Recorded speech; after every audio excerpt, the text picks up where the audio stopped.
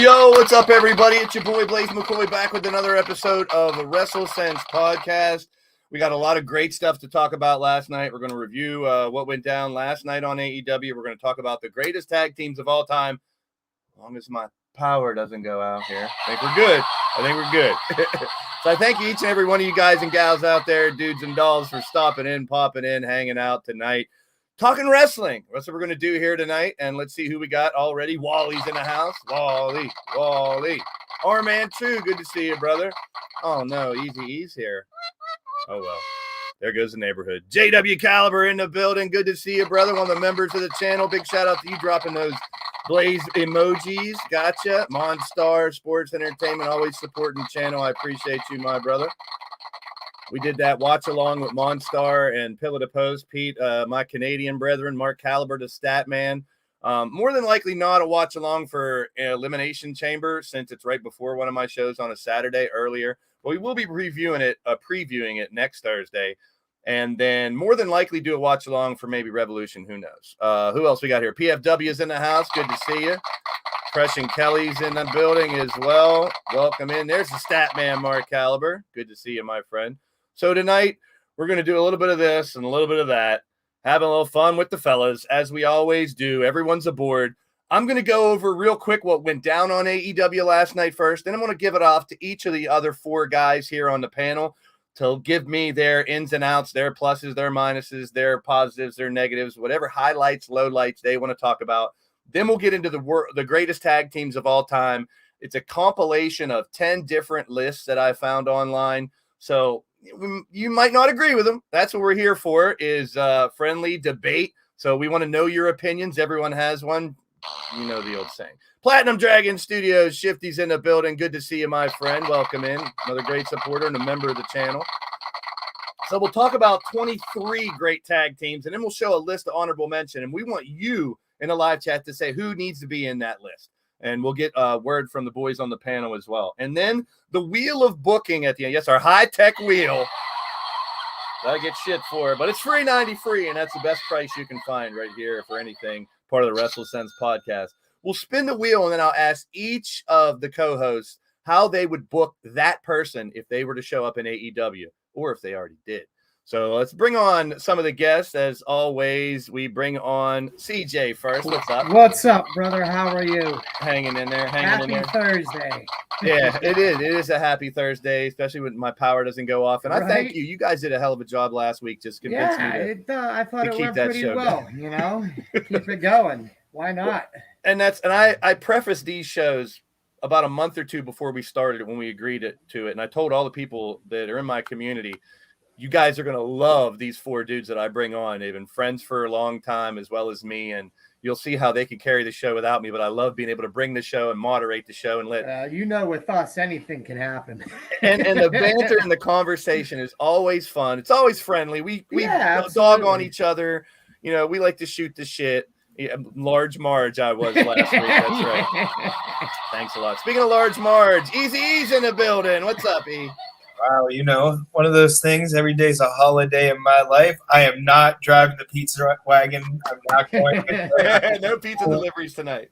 But as you can see, I am your mom's best tag team partner right now. Yes, you are. Let me bring that back up so everybody can see. my dad wants to fight you over that, but we'll see how it goes. Speaking of wanting to fight over stuff, this guy, I'd nicely say he's one of the voices of Southwestern Pennsylvania indie wrestling. He doesn't like to hear that, but he's been doing it for so long, and I appreciate him. He kind of carried the load whenever my stream went down last week, and I appreciate it big time. Wait, you just said Doc carries a load. Sorry, Doc. I was working up to this really big introduction, and he got a shit. Sometimes it's just like feces in the yard. You just got to step over it and let it sit there and rot. Good to see you, Doc. I always love having you on the show, man. You did hold it down. I'll say hold it down for me instead of taking the load, I guess. Yeah. I said carrying the load, not taking the load. So come on. You used the word load, and he's gonna handle it like a 6-year-old. So it's all good. Well, speaking of taking a load, this is a guy who knows how to take a load. It's Ray. Ray can take a load, right, Ray? The pro at taking a load. If you think about it, he kind of dropped the load last time we were, waiting on him. So nobody told me we were live last time. I thought we were in a power outage blackout. So me and Ray were oblivious to the fact that we were still live because I didn't know either. I was just here cussing up the story. Yeah, we were just going. I was blacking out the porcelain throne, and y'all just carried on without me.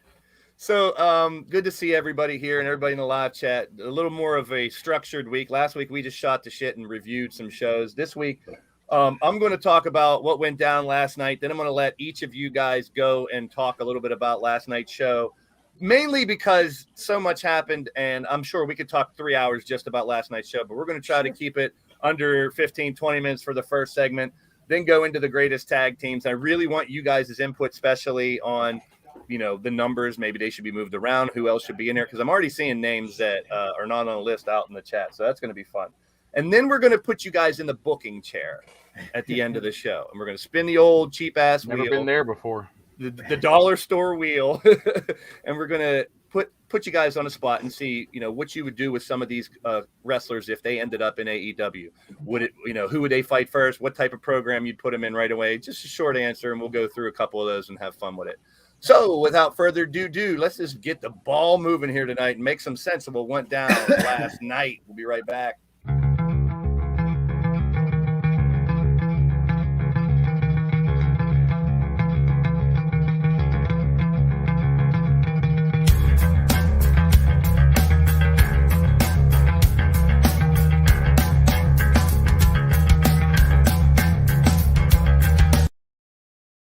So last night, AEW Dynamite, I'm going to quickly go through a little quick review, and then we're going to drop it off to each one of you guys. I'll shoot it over to you guys, shoot my load right over to you guys, and let you all tell me what you liked and didn't like about it. I'm good. That's what we do around here. All right. So last night, basically to highlight the entire night, these 4 screenshots tell a lot of the picture. We saw the debut and a lot of a big tease about someone showing up. Forbidden Door was mentioned and then retracted and then brought back. We talked about free agents showing up. So I think the expectations were a little high going into it, but so were a lot of people watching the show, and that's fine. So what I saw last night real quick was what I like in a wrestling show, and I think a little bit of everything. I have a lot of things that I could say I didn't like about it, but me, I like to focus on the positives. Talk about bringing in so many people, and we see Jay White in the bottom right corner, who apparently, and we'll let each of you guys talk about it too. We got the mention of the Bullet Club again. We got a lot of history between all these guys down there, and how long will he be around? He's not signed, but he's there. It should be fun. We got Keith Lee showing up, which I think is a huge win, and I think he could be a big-time player. I know there's one person here that will probably say he's not a needle mover and he's not a main eventer, but we'll get to that here in a little bit. And then we saw the unlikely tag team with CM Punk and Moxley, which we're talking about tag team wrestling tonight. We did have a tag team match last night. We got a little mixed emotions about that between the crew too, but that's what we're all about here. And then the main event, we had some real fun. the Doomsday Device with Punk and Moxley is one thing. I'm a huge Road Warrior fan. And then in the main event, we saw, well, before the main event, we had 2 back-to-back women's matches, which is definitely progress in the women's division on TV for AEW. Jade Cargill over AQA and Serena Deeb over Katie Arquette. And we'll talk about those 2 a little bit more in depth here in a minute. But Hangman and Archer, the blackout on the side of the stairs and the buckshot off the ref through the tables, definitely the 2 spots that stick in my mind. Yeah. And I think it was altogether a really good top to bottom show. I was watching some watch-alongs where people wanted so much more, and I'm thinking, just enjoy the damn show. And cheers. So That's bothering me. We'll let each person talk about it. But this I saw today, which is pretty interesting. And the title was, It's the Little Things.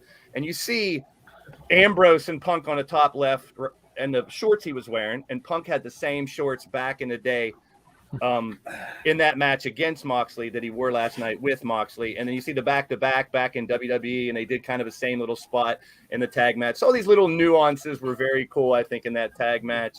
But a lot of great stuff that went down last night.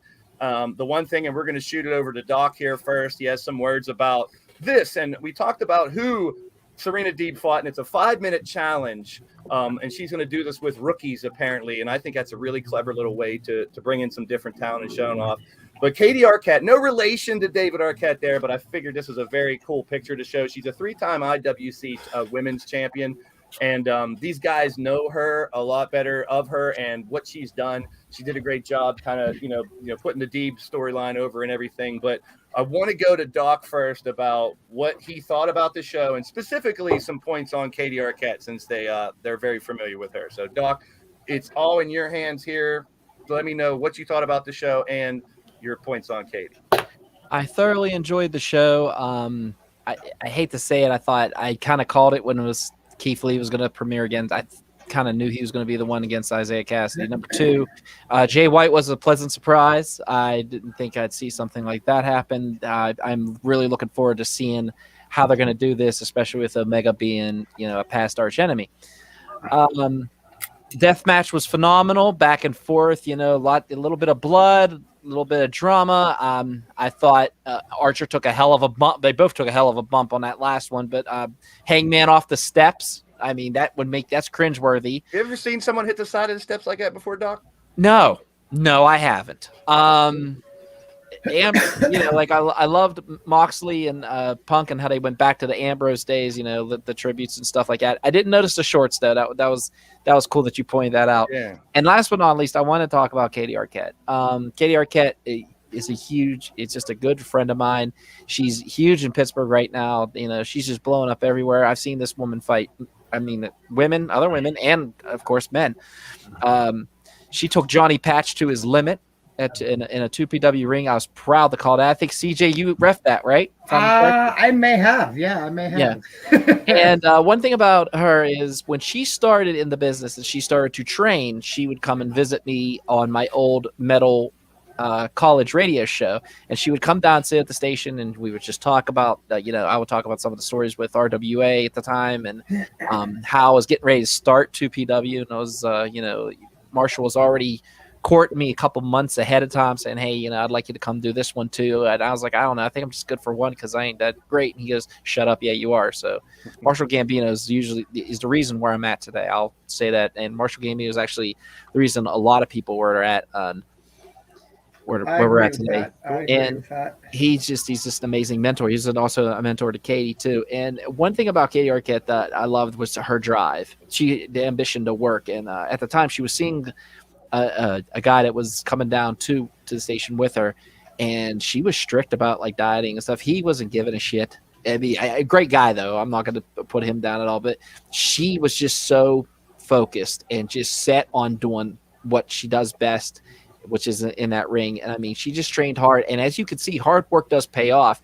Yeah. Don't get me wrong. It was I think it was like 3:24 she lasted with Serena Deeb. It was kind of funny. Me and Bodie were watching it when she popped up on the screen. Like I said, Bodie's big backstage with all the guys. I mean, CJ knows that for certain. He always gives CJ a high five, and he's always happy to see him. CJ has to censor himself a little bit when he's backstage with him. I thank him for that every time.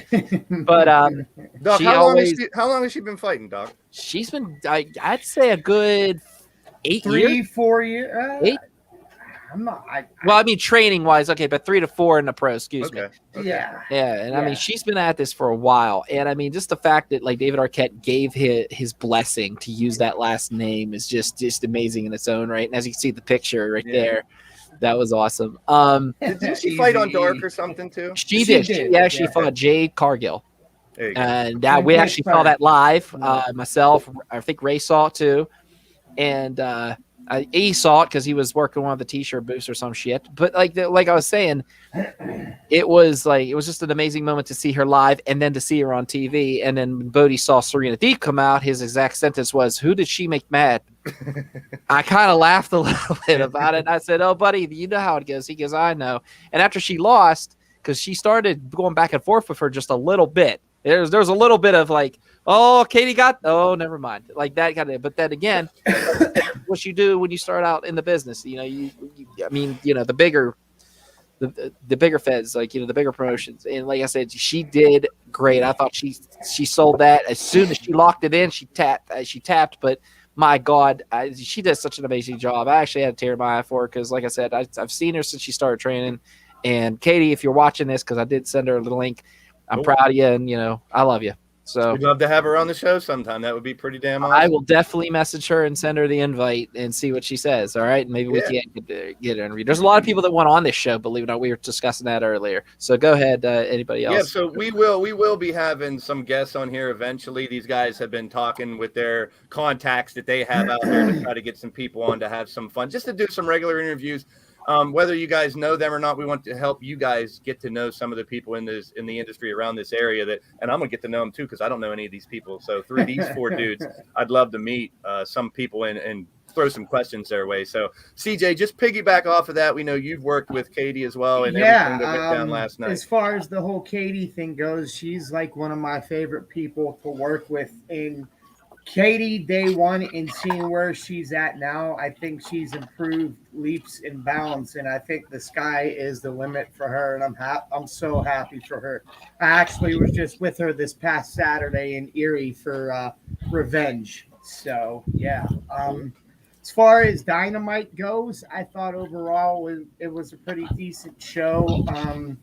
My big take, I mean, it was cool with Keith Lee, but I think Isaiah Cassidy just made him look like $1 million during that match. So kudos to him more so than anything, to be quite honest. The Punk tag match, I thought it was, it was good. I thought, and this may be an unpopular opinion, that there was some sloppiness towards the end of it, but I mean, the whole roundabout picture of it is, I guess they got done what they wanted to get done. So the Jade Cargill, I thought that she looked impressive like always. I thought that AQA looked a little bit lost at times, in my opinion. But and I guess she's a Booker T trainee we talked about earlier. Yeah, which which Looked surprises like me. shit. Yeah, I wasn't a big fan, if I'm being quite honest. That's all right. And then I think the Archer and Hangman death match was exactly what people thought it was going to be, and I thought there was some really cool spots, and I enjoyed Jake the Snake getting involved a little bit. So kudos to him. CJ, correct me if I'm wrong, but you were the one that's not really a huge fan of all the blood and gore stuff. That we talked about Not before, really, and I mean, I thought it was a bit excessive, but it's a Texas death match, and I mean, that's what people want to see. To me personally, not my favorite, but like I said, it still had some crazy spots. Yeah, you've been in the ring and as a referee. Have you ever seen someone thrown, not even any type of thrown on side of steps like that? Never. That was freaking brutal, and it was innovative. So kudos to them, and kudos for Hangman agreeing to take that spot. He didn't get hurt. Not a damn chance in hell I would do that. and I think, the taking the top rope off was kind of cool because that takes away his main maneuver. And I think Shivani or somebody had pointed out that the reason why Lambert was taking the top rope off was to eliminate the buckshot lariat. But as you've seen, he was able to overcome that. And that was a really cool spot, and especially how it was done. So even though like CJ doesn't, he wasn't all about the super tons amount of blood, but the spots and the actual match did kind of overshadow the fact that he had tons of blood and really put on a good show. So Good stuff. Good stuff. Yeah, And that's all I got. Mixed emotions Yeah. about, and that's fine. That's fine. We're here for everyone's opinion and to have debate about this stuff. So that's good. So, hey, if you want to debate something, I can't wait for this one. How about a drum roll? All right, Easy E is our resident. I don't want to say WWE Mark. He's a wrestling fan. He loves all wrestling, but he's normally on the favorite side of what WWE's been doing. That's fine. But I really interested on your take last night on the debuts, the possible debuts, and the matches. Just the show as a whole, as a wrestling. Please go back to the anal last. cyst. Go back to the last picture real quick. You want to go back to Katie? All right. Can anybody explain to me why David Arquette is giving her a titty twister? It does look like his right arm is on her nipple. I think it's far in front of her, but that's a good one. That's good. Good eye. So I mean, let's face it. We all knew once Tony Khan mentioned a new recruit, new signing, we knew it was going to be Keith Lee. If you follow it well enough, you know who it is. I thought Keith Lee looked fat, but I thought the other guy he wrestled did a pretty damn good job of selling that monster hip toss. You know, that's the highest I've ever seen somebody go. You know, but why have they not pointed out that storyline where Matt Hardy walked back the same way Jeff Hardy did through the crowd and left, and he was supposed to be a storyline there, and they didn't even mention it, didn't even show it. Matt Hardy had to explain it. Very true. Very true. He walked out, and that's the first thing I thought is just like Jeff, and they didn't really get into detail with it, but I'm sure we'll hear more about that and hopefully lead into something. But that's a good point, E. I missed that on my notes, so I'm glad you covered that. You know, I've been saying this about Jay White. If you're not a smart mark, if you're not somebody that pays attention to the dirt sheets or the elite or anything of that nature, and you're watching AEW a couple of times or whatever, no one's going to have a clue who Jay White is. WWE fans will not have a clue is basically, Thank God I went to Wrestle Kingdom. I've gone to a couple of shows that I've seen him wrestle. Great talent. Absolutely great talent. Is he one of my favorite people to watch? Absolutely not. So let me ask you something, because I really want to pick your brain a little bit further on this. We've talked about old black and gold NXT, and a lot of people loved that when it was around. Now you see the Adam Coles, the Undisputed Era, Keith Lee, a lot of the old NXT now in AEW. I mean, what do you? I know we talked about the WCW 2.0 and too many people and have to cut people and change people. What do you think about this? Like, there's a good handful of people that are from old NXT now in AEW. Damn, isn't Triple H a smart wrestling man? When are we going to hear from him? That's what I want to know. I want to hear from him about everything going on. Wouldn't you all shit yourselves if he's the main guy that's at AEW booking, and it finally comes out that Vince McMahon's the guy behind the mask? That'd be funnier in hell. Yeah, it would be something else without it, but that would be crazy. You know, what about the women's matches from last night? You know, what about the women's matches, E? I thought that the women's matches were literally go to the bathroom matches. I thought that the Arquette girl sell it pretty well. I've seen her wrestle in town, but it wasn't anything that does anything for me. That to me, as a regular wrestling fan, would make me turn the TV off and move on. Gotcha. Who knows Selena D? You know, did anybody know that she's a trainer? Does anybody know her story? They haven't gotten into that. It was the bald girl with Punk back in the day. You know, unless you're that person that reads every day or reads a dirt sheet every day like we do, and if I get bit by my dog every minute, then how do you know that storyline? They really haven't done anything with that. That is a really good perspective, and that's why I like hitting all the angles on this. I mean, if you're not someone who is in the internet wrestling community, the other IWC, and you know about all these other companies and stuff, the Jay Whites and the Serena Deebs and the Katie Arquettes, you wouldn't know who they are.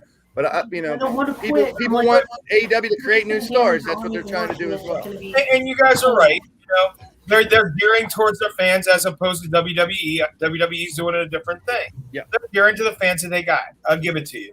The one thing that I don't see here, which was a big moment for me, is I like to see Jericho. I go on AEW to see Jericho. The Jericho comments there, you know, with now Sammy laying down the Ultimate Native now and the vest being gone. You know, Ortiz and the other guy, I can't even remember his name. That's why, they're a tag team. Woohoo. They are you know, good point. And now McBride in the building with a nice 5 former NXT champs in AEW now. It's pretty crazy. That's kind of the point I was going for. It's like it's a big contingent now in there, but Maybe it's the let's see them get used differently is what I'm hoping for. You know, that's it. We'll I don't see know. how it goes. I was expecting the Briscoes eventually. That's what I thought the Forbidden Door was. Once again, Yep. if I was somebody that didn't know Keith Lee was his contract was up the day before and all of this shit, you know. Well, wouldn't you say they were free? Aren't they free agents though? Yeah, I think the Forbidden Door thing was that Jay was White.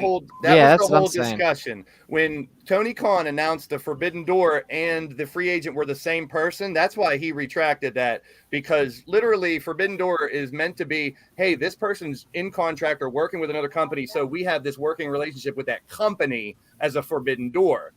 Free agents, there's tons of them, so who knows who they're going to sign on. Yeah. So let's get Jay White. Let's get this point. Jay White was supposed to be a one-off deal, maybe two. Now Blaze is saying that he's here for a month. But yeah, from what I read, there's talks with New Japan that he's not going to be going back over there. He can still do strong things here, but that you're looking for 3 to 4 weeks of him here as of right now. That could change. And but he's that's what I read also earlier working today. with Impact. Yeah, and he's over there at Impact. So it's like the door kind of open for Impact a little bit with New Japan. I love seeing that, but you'll see how it goes. Before we go to the last person, there's Earl Cole in the building. Good to see you, Earl. Has his own channel here on YouTube doing wrestling news and stuff. The Wild-Eyed Yeti, one of the craziest dudes I know on here. Love you, my brother. Great to see you. Simone Allen is in the building. Great to see you. Great to see you, my friend. Welcome, everybody, and make sure you guys hit that thumbs up. Make sure you're subscribed, and let's hear from Ray on what you thought about the show and the whole 9 yards. Give us your little summary of what went down last night on Dynamite. All right. Well, there's a few things I want to touch on that everybody else has touched on and comment on. Since Jay White was the last comment, let's touch on that. Jay White was a lead player in ROH before becoming a main eventer in New Japan. He's exactly right. It's not going to move the needle for a lot of WWE and mainstream fans that don't really follow wrestling. The reason this is happening is, one, availability. He's stateside. He doesn't have to go back through quarantine for a little while until the G1 tournament. 2, they were hoping to have Kenny Omega back in February from his surgeries to kickstart the Elite versus Undisputed era, whatever you want to call them. And Paragon, I think, is the name. Yes, Paradigm or something like that. Paragon. But obviously Kenny's not ready yet. So this kind of is a filler.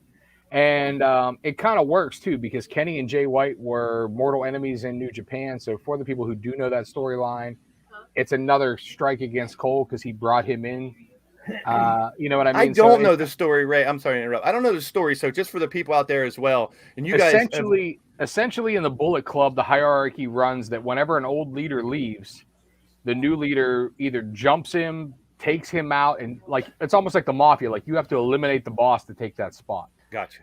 When Finn Balor left, AJ and him just missed each other. So AJ didn't really have to do that, but Kenny Omega took AJ out. Kenny Omega, tell her I'll call her in a few minutes. Kenny Omega took AJ out whenever he left. Whenever it was time for Kenny to leave, Jay White took him out. Gotcha. So that's kind of the hierarchy of that. As far as the WWE signings, it's one of my biggest wonders about AEW, and probably one of my biggest criticisms is the size of the roster. You have 3 hours of television a week. One of them being Rampage, which you try to ramp up with your title matches and such. And then you have 3 hours of YouTube-ish, because sometimes Dark is long as hell. Sometimes and I don't even watch it. 45 minutes. Exactly. 99 people on this list in the men's roster right now. But 99. That's the thing I'm getting at is, yes, there's so much great talent out there, and they have a lot of those original guys like Peter Avalon, like Joey Janela that were signed. You know, whenever the talent pool was not as vast, their contracts are coming up, and you're seeing some rumors online that people aren't getting renewed and stuff. And I mean, they can't be. You can't carry 200 people on a roster. Hell, even in WWE, whenever they were running main event and there was shows 5 nights a week, they probably still didn't have the numbers on the roster that AEW does. Let me pick your brain about this, Ray, while you're on that. We hear the WCW comparison. They got too many people, too many cooks in the kitchen, and don't you think they're going to use that as an example of what not to do, so they don't do that again? Here's the difference. Okay. Whenever WCW was bringing in the big boss man, Hacksaw Jim Duggan, Nasty Boys, etc., they were bringing in guys in their 40s had their prime. A lot of these AEW, how do you not let world-class talent go? This is WWE on letting world-class talent could be something. Maybe they haven't been yet. You know, in a case like Keith Lee, whenever he got to the main roster, completely misused. You know, obviously Kyle and Riley and Bobby Fish were never used on the main roster at all. But still, you have guys here that are in their prime or starting to hit their prime that, yes, they have WWE pedigree, but so what? Like, are you going to turn down on Hulk Hogan because he hasn't hit yet? You know what I mean? Like, you have no idea what these guys are going to be. And no offense to Joey Janela, because he does some great shit in GCW, and I don't think he's even close to where he could be yet, but I'd much rather have Keith Lee on my roster than Joey Janela. I mean, there's more money there. Now, Keith Lee looked fat and out of shape last night. And he's got married a couple days ago, too. I get it, but it's a fine. You'd lost some weight there. It's a fine line for a guy like Keith Lee. Part of the amazement of Keith Lee, I mean, he's a great character. He cuts a good promo. But part of the amazement of Keith Lee is his moveset and that agility for a big man. And if you're not going to be that guy, then you start to fall into that run-of-the-mill mid-carder as opposed to somebody with something special. Did you get the same feeling like me that he looked happier, that he was happy he could finally be himself last night, kind of when he came out? Did you get that feel? I mean, Doc absolutely. Absolutely. Yeah. You can see the less smile. money. Ain't nobody happier making less money. Come on now. Oh, shut up. Well, You don't even know that he was making last money because who knows if he ever even got his main roster contract. We don't know. I will be doing the Super Bowl, you guys. He was brought up from NXT for what, 3 months? How can you tell he's happy? He's smiling. He did the same movesets. He does the same exact same thing. It's just he wasn't in that stupid singlet, and he wasn't called a Bearcat, for fuck's sake. So he was miserable for 2 months making $1 million. My opinion comes and goes, but a lot of what I say I $1 million. read from online. There were so many people that said that Keith Lee looks like he is finally going to be able to be himself, and he even said in interviews that he was held back when he was going to be brought up. He couldn't do all the moves he wanted to do. That is not bullshit. That is 100%. Go back, hey guys, seriously. In all fairness, go back and look at the world's collide when he wrestled Drabakovic. We're not talking about NXT. We're talking about when he got called up. Thank you. We're talking about what they did to him when he got called. He was great in NXT. We're not debating that. We're debating what happened when he got up to the main roster and why he's not there anymore. I'm not debating anything about what their happiness level on WWE as opposed to this. You are, from the time you start training, you start building your character, a character that is near and dear to your heart. Obviously, my name is Ray Keller. I'm a businessman, a musician, but I was DH Bruiser. I was from Brooklyn. I was an enforcer for the mob. That was, et cetera, my story. That was my character. That's what I was comfortable being. That's what I poured, the few years that I was an active worker in the business into. Keith Lee has spent 15 years being limitless Keith Lee, cutting promos, building his character, learning how to be himself. And then you get to WWE, and that's why so many guys talk about it being spirit crushing, is because it's now read this fucking script, do what you're told. Your name's Bearcat now because I saw a fucking story on the History Channel about some other athlete before, and now we're going to use his monkey ear on you. And it's bullshit because the guys never get to be. Now, in the 80s.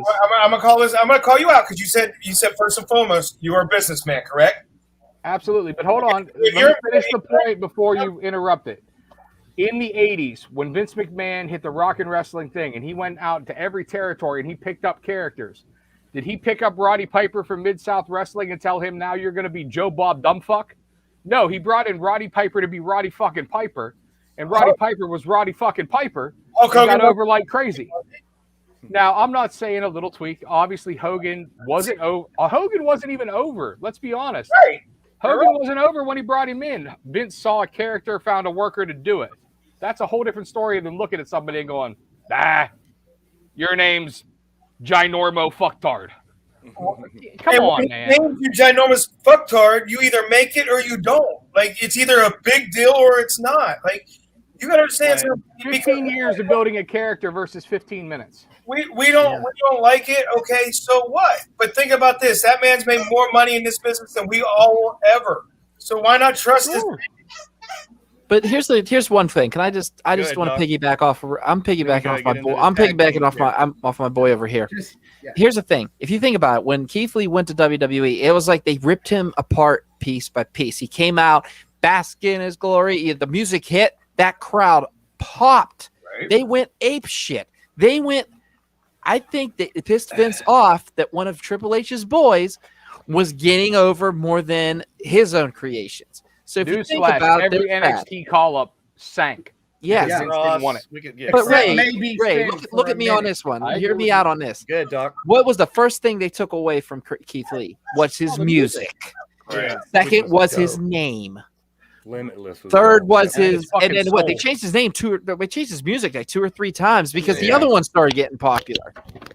That's what I'm trying to say. Is like they ripped him from piece to piece. And last night when they were screaming, when they were singing, "Bask in His Glory," there's a guy that's on our chat right now that was live that saw it. Yeah, Earl Cole was there, man. You see his face go up, and it just this smile, oh my God. That's what I was getting. How good does this feel? Yeah, it looked like a sigh of relief. He was happy to be at work. He got to the bottom of the ramp and he took like the hood off, and you could just see him look around like. And when he unzipped it just to show his tits, man, even though he wasn't in great shape, he wanted to show who he was, and I really love that part. But I got where you're coming from. When he was in NXT and the way he was a beast, and I just hope we get to see this is how you use Keith Lee now in AEW. Yeah. It's exciting that we get different types of wrestling. That's what we talked about before we went on the air. And we're not looking for the same. If all 5 companies that are out there on TV were all the same, they would suck. So I think it's a good thing that we got big time production, big time characters in WWE history. We got new things, an old school feel in AEW. We got all these other companies popping up. It's just a beautiful time to be a wrestling fan. I really Agreed. I really believe that. And that's why we're here to talk about it. And it's funny that when Vince McMahon started losing wrestlers, that's when WCW got popular, right? Yeah. And think about this. And Vince cut his bottom line, and everybody said, oh, he's probably going to sell this, that, the other thing, right? And then the company built itself back up, and it ultimately ate that company.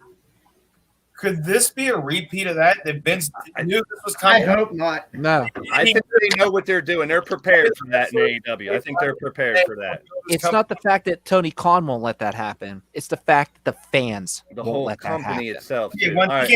Before we get into another tangent, we're not comparing supercards and main pay-per-views or nothing. We're going to get. I have no idea where you guys are at in this argument right now. But as I was walking over to tell my daughter goodnight and coming back, I want to point out one thing to you, which is unequivocal evidence of what I'm saying is 100% legit, whether you like it or not, E. Steve fucking Austin. Stunning Steve Austin. Oh, there we go. Hold on, wait. Steve Austin, good worker in WCW, nothing special about him, never going to be a main eventer, etc. Gets hurt, gets fired by Bischoff, goes to ECW, shows a smidgen of character of himself, running off at the mouth, doing promos that are fucking legendary because it was him. Mm-hmm. Vince sees him, hires him. What's he do with him? The ringmaster. The fucking ringmaster carrying the $1 million belt and a horseshit character. Had Stone Cold not got injured again, not been given time off, and not actually got listened to by Vince on just give me a chance to be me, because they had nothing fucking for him, and became himself, we might not even be talking about WWE right now. We might be talking about WCW because, let's face it, Stone Cold Steve Austin found himself in a character and saved it. And that's my biggest complaint of WWE right now, period. It's why right now even Brock Lesnar has been so entertaining. He's finally becoming himself a little bit and having a fucking blast. And now the fans are into it. I'm into it. Everybody's into it because it's fun to watch. And that's the biggest. I'm not saying AEW by any means is perfect. There's tons of problems. Neither. You know, everything like that. Nobody's saying However, that. they give the workers a chance to get over. That's why somebody like Orange Cassidy, who probably shouldn't be on a national wrestling brand, is because his shtick got over. Yep. I mean, And the people are going to like what the people are going to like. But if you're never given that chance and you're just given a script of one writer writing 15 promos that's never even been in a fucking fist fight in his life, come on, man. And it's the problem with WWE right now. It's why everything's so watered down and washed out. And I'm not saying there's not good in WWE. Their fucking talent is amazing. It's Production's so great. misused. Every show's a spectacle. More More fans, Antichrist, more money, more And fans. it's one of the things that I loved about the Black and Gold NXT. Yes, it was under WWE's umbrella. Yes, they probably overscripted some of those workers more so than they were used to, but nowhere near what they do on the main roster. And that's why so many of these talents have fucking failed whenever they went to the main roster. By the way, It's because now you're going to read this verbatim, and we know your character better than you do, and horse shit. That would never happen in NXT. Triple H, it was the best hope for WWE, and unfortunately, it looks like they're pissing that away too. Yep. Because Triple H understood that you have to let these characters be themselves. I really want to hear from Triple H. I hope we do at some point in time where he can finally talk freely somewhere, whether it's a podcast or on his own. There's been rumors about him starting his own company, whatever. I just love to hear his side of this story because we haven't heard it. I'd support a Triple H and Shane McMahon company. Yeah, I've So heard would that I. too. I'd heard rumor too. So, all right. We could talk about this. I like Tony to Khan would separate too. the two and really talk separately between WWE and AEW because I think it's a beautiful thing we have as a wrestling fan right now. And we're open to differences of opinion. That's what this show is all about. We try to make sense of it, and everyone has their own opinion. It's good to have differences in opinions. Now, we're going to have differences in opinions on this, but it's a subject that I wanted to talk about last week because of the power outage. We made work on it.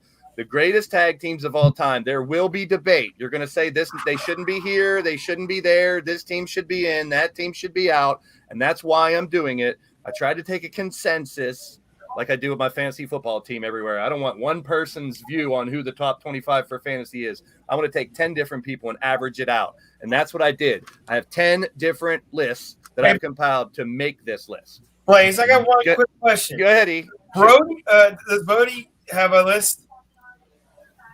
Bodie? Yeah. No. We have tag favorites. He's 7. Okay, I know.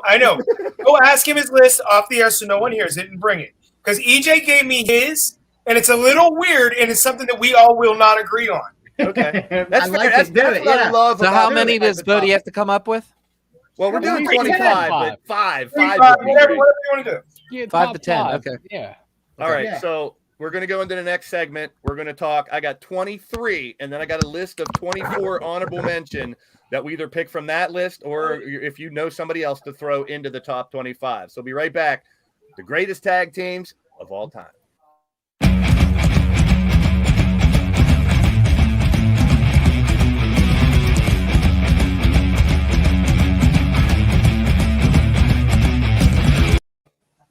All right, so we're going to bring up the list here and go through, starting with number 23 and going down. And these are averages, so if you have a problem with where they're at, let me know. I'll tell you why from the list that I have. Most of the lists were over 5 or 6 or 7 years old, so a lot of the newer wrestling tag teams weren't in there, so I made some adjustments to make sure we have some in there as well. I'm really interested to get through this to do the booking segment because at the end, we're going to put you guys in the booking chair and see what you would do with some of the free agents that are out there. I think that's going to be a lot of fun. But let's go ahead and start with number 23. I didn't label them as numbers, but it came out to be the Rock and Sock Connection. Wow. They were listed at number 5 on one list, 19 on one, 16 on one. You guys think they belong in the top 25? Yeah. Because I don't. I don't. I'd have to see all the other tag teams first. Right. To be this able is number to 23. Well, they're not a tag team. This is. I'm guarantee I'm going to have this argument about 5 different things on here. When 2 single stars are put together, even if they give them a name like Rated RKO or the Rock and Sock Connection, it's not that it's not great. I love it. I love when they carry the belts. I love when they build a feud out of it, like they're doing with RK Bro right now. Even if they have multiple world tag title reigns? But I just don't feel like they're a true tag team. I got you. I'm on the same page. I really am. At this point in their career, and actually RK Bro would be the one that I would almost caveat because even though Orton's a main eventer, Riddle hasn't hit that. But when you talk about Mankind's greatest achievements, this isn't in his top 5. Right. Yep. You know what I mean? That makes him a non-tag team wrestler for me. I think they held the titles 3 times, I think, if my memory serves me. There were some damn good segments, though, with these I'm two. not- That's another point. disagreeing with Entertainment that. value. Entertainment value has to play a picture. To me, though, a tag team is a cohesive unit meant to work together, meant to be. Now, I'm not saying they can't split. Like, the Hart Foundation was fantastic, and then once Brett became, a single star, or once Shawn Michaels became a single star, that's totally different. That's them breaking out from that and using it as a stepping stone. But I think once you become so large, you're not really a tag team. Now, like, there is a few caveats, like Arcade Bro, like Jericho. They had their entrance together. They dressed together. That what I mean. Like they were cohesive. But they're not. Yeah, they're not a true tag team.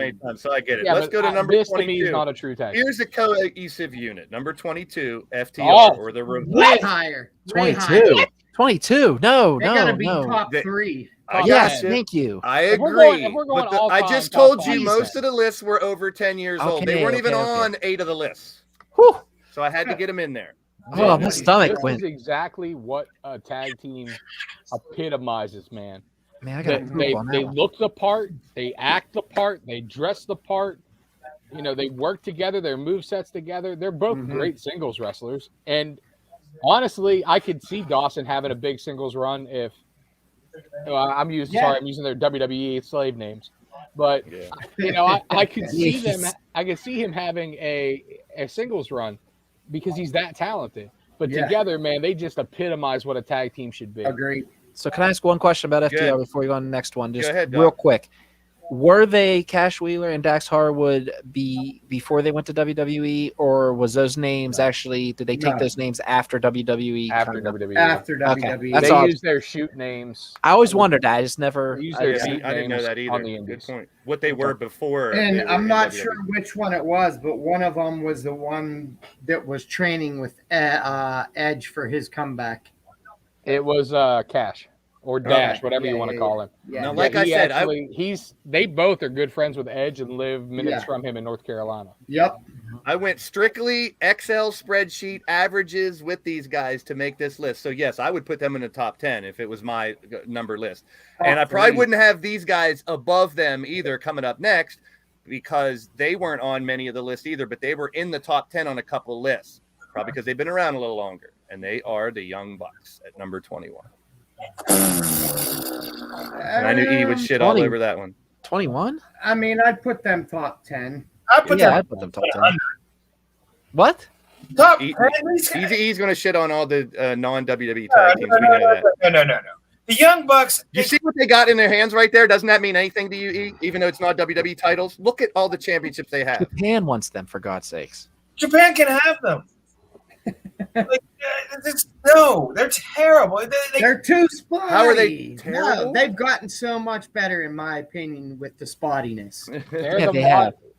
They took the mold of the Rockers.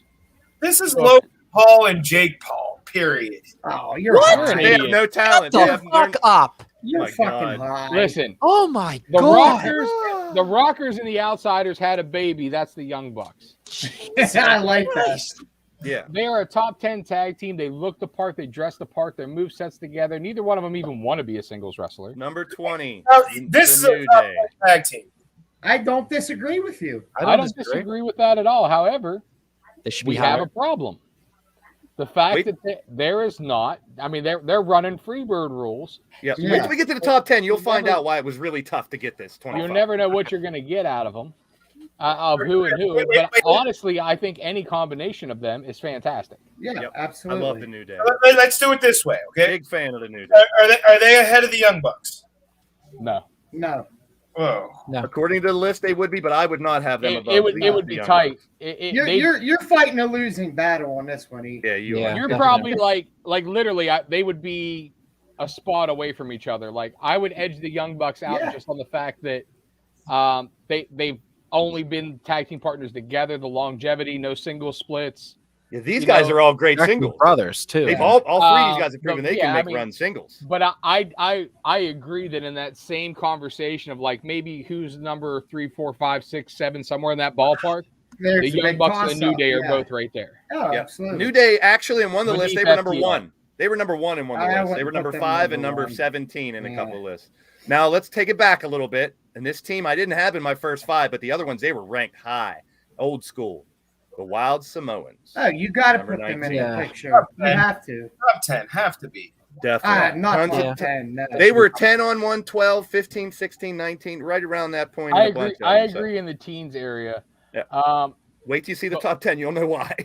I agree in the teens area. These guys, I mean, you're talking about a time in wrestling where kayfabe was alive.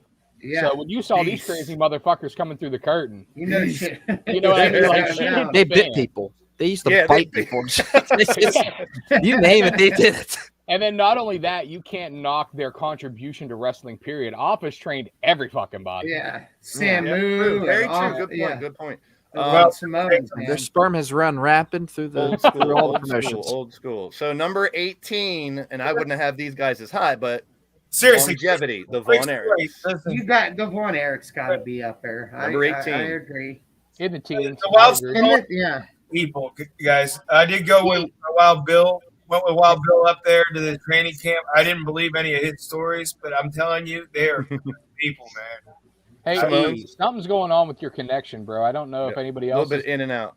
Yeah, you're cutting in and out. Like, And that's maybe one of jump- the things, Yeti, that we're jump to talking backstage about. and come back in. Is it a lost art? Is it something that, that's why a lot of these are going to be really old school teams that we're getting at here for a reason. All Blaze, right. pop E back in. And Yeah. Von Erichs that were down there in world class. I loved world class wrestling back in the day. Just the alternative. back Now in we that have- era of like the number 80s and 17. stuff, I'd put them top 10. I am not a fan of these guys at all. I know what's his name, Axis from our area. Why would you not be a fan of Demolition?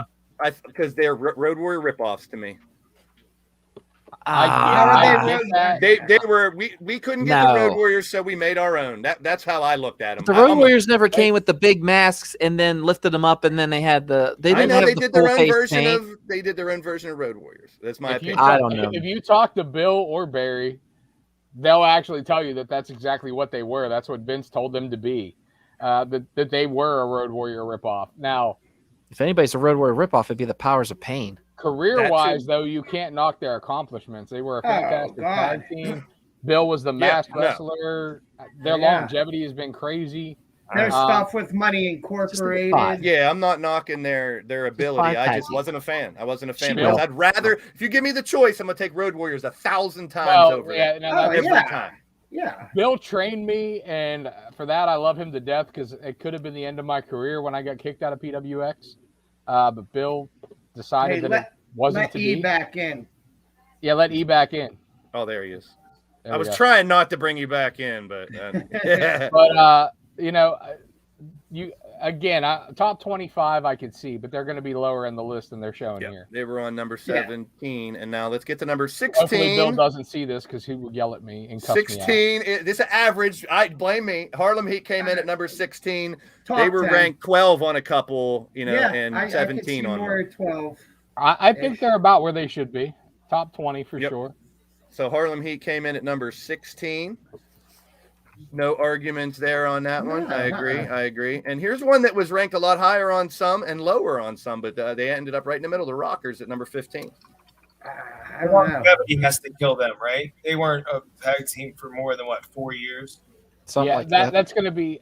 Here's I'm gonna another agree one. with E. I didn't like them. This was a rock and roll Yeah, midnight I'm with ripoff to you. me. Yeah. For It for longevity purposes and the fact that they were based off somebody else, I do think that it's a great tag team. Plus, it launched arguably one of the greatest workers of all Michaels, time. definitely. Yeah. But they'd definitely be in the low, like Yeah. you're just making the 25 or somewhere in that ballpark. Agreed. I don't think It they'd be spawned in the one top of the great- 15. Greatest workers of all time, and it also I think we spawned can one of all the agree most on that. partying, craziest rat crushers of all Social- time. Yeah. social media In a bowling alley. darling himself, Marty Jannetty, the loose Here- cannon. He's a Here's the next lunatic. one's another one I probably wouldn't have in my top 25, but they were dominant and they came real high on a couple of the lists, so I had to get them back in here. The Outsiders. Oh. Wait, I They'd like be give higher them on my top list. They'd be I higher. can't agree, but wow. I mean, I think they'd go higher than what they are. Okay. But I love I these think guys. it's about right I for love them. them too, but yeah. they come in at Again, you 14. have two established single stars, but once they got to WCW for that first 2-3 years, they were really strictly a tag team pretty much. Yeah. True. And I mean, you can't knock what they did. If you're talking about the impact of them, they changed the fucking world.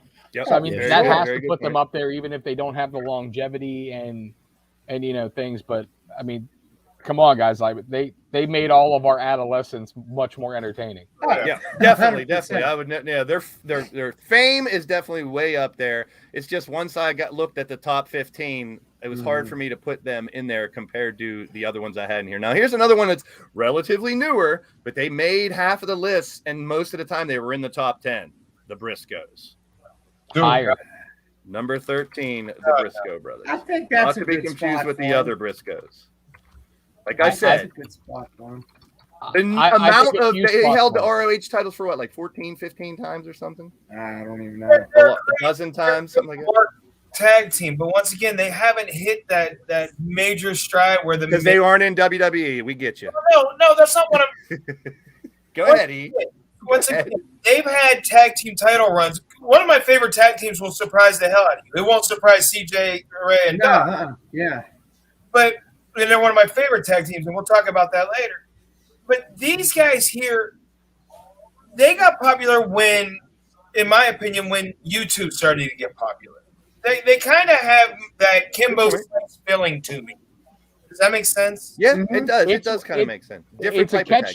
catch-22 because what makes them so entertaining and awesome? I mean, Is their that work they're rate, so real. their work rate is great. Don't get me wrong, but yeah, the fact that they are so real and so them, they're like the modern day gangsters almost because you never know what you're going to get, who's going to fly off the handle and Right. shit. Perfect. But unfortunately, that stops them from ever being able to be in the mainstream. But if you're taking it by talent and impact, you can't say that every new tag team hasn't watched the Briscoes and modeled something or stole something from them. True. Doc, They just have never been able to capture that mainstream line because they fucking refuse to change. They're not going to read a WWE script. You ain't going to change their fucking name. You That take makes us me as like them is. even more. Yeah, they look like two Exactly. dudes you pick They off are- the street that can They fight. are Yep. what they are, and if you don't like it, you get the fuck out of Sandy Fork. Doc, you said you'd have them a little lower, you said? No. I was just Or you're pointing it. I was agreeing just with them? agreeing with Okay, Ray. okay, gotcha. Ray. Would you? And I'm going to throw them up against the New Day. How are they higher than the New Day? How are they higher than the Young Bucks? Averages. The New Day had one. They were Yeah. listed at 44, 17, 25 on a couple lists, so it brought them down. But the New Day were ranked number 1 and number 5 on a couple. I'm going strictly off these lists. And I did I 10 think in our different lists. consensus list, though, we've all agreed that both the New Day and the Bucks would be top 10. Oh, I'm yeah. Yes, comfortable me too. with where the Briscoes are right here.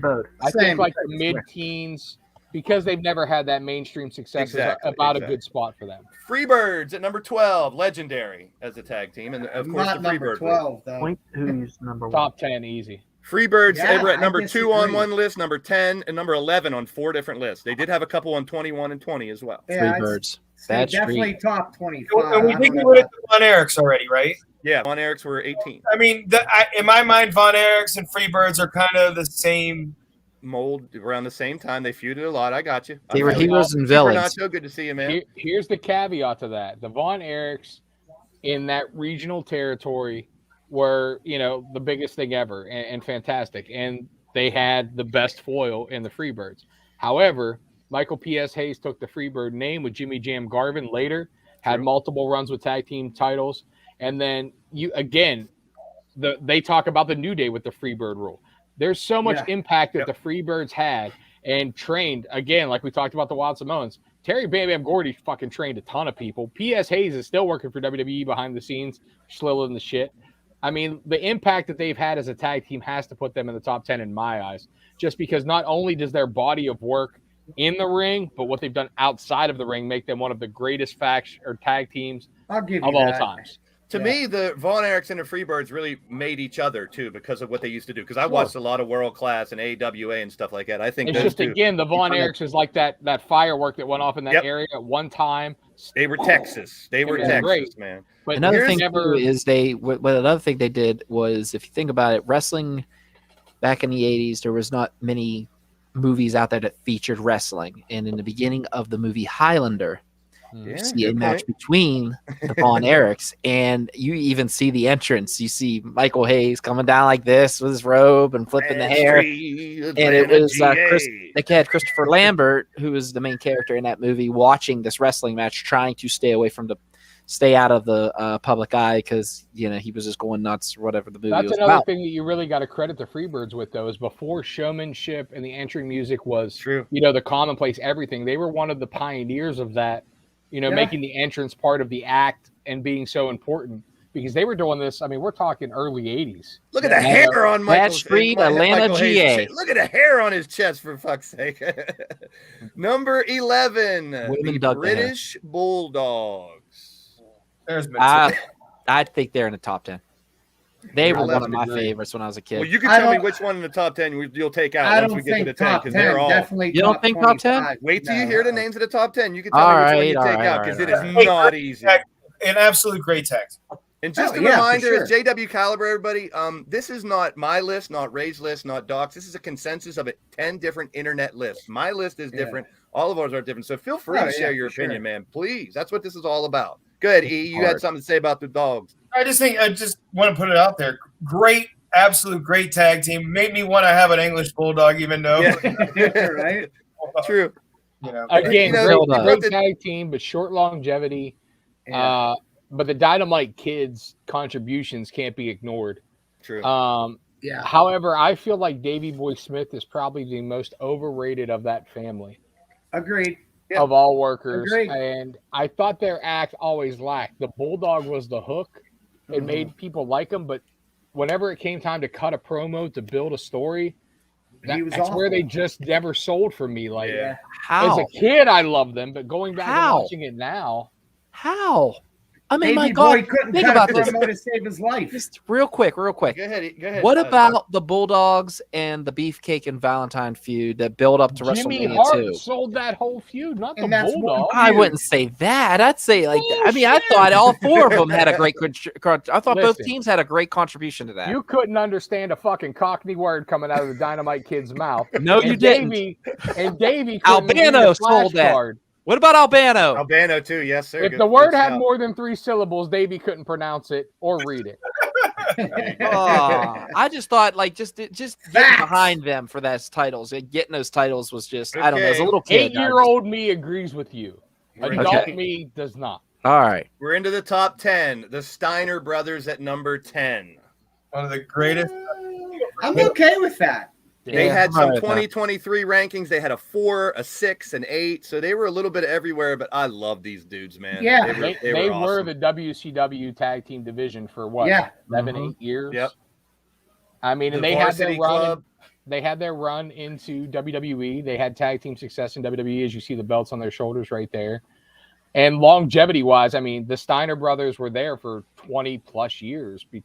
Even when Scotty went solo, Rick was still working curtain jerking and was still entertaining. And now, like I said, I think right there, top 10, just outside of the top 10 is pretty teetering. Good. One of the first ones to have WWE, WCW, and New Japan titles. So that worldwide, these I wasn't even taking in their New Japan credits, but they did a lot of that too. Monstar, you are a man. You are the man. That's all I'm going to say. That's all I'm going to fucking say. He brought up the Bees earlier, too. He's a big tag team, man. Monstar's actually someone said Mulkey Brothers earlier in the chat. I just want to say, my God, if I could give away a firstborn. All right, here's one I would take out of the top 10 just because I wasn't a fan of them, but some may argue. The New Age Outlaws. Oh, you didn't know? Yeah, I wouldn't put them in the top 10. No. They were ranked so high on some of these lists, man. They ended up averaging out at number 9. The Ass Boys, Dad. Outside of them versus DX. Funk and Cactus, did they have any real memorable feuds? I mean, let's be honest. No. I'm not talking about the DX feud that's all versus the Nation. That was Yeah. a stable war. But outside of Chainsaw Charlie and Cactus Jack, they don't have a memorable feud.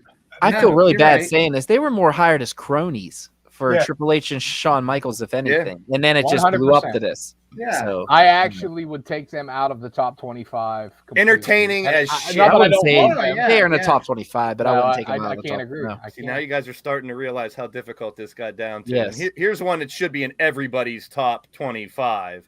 Coming in at number 8, I call them the Horsemen, not the Brainbusters.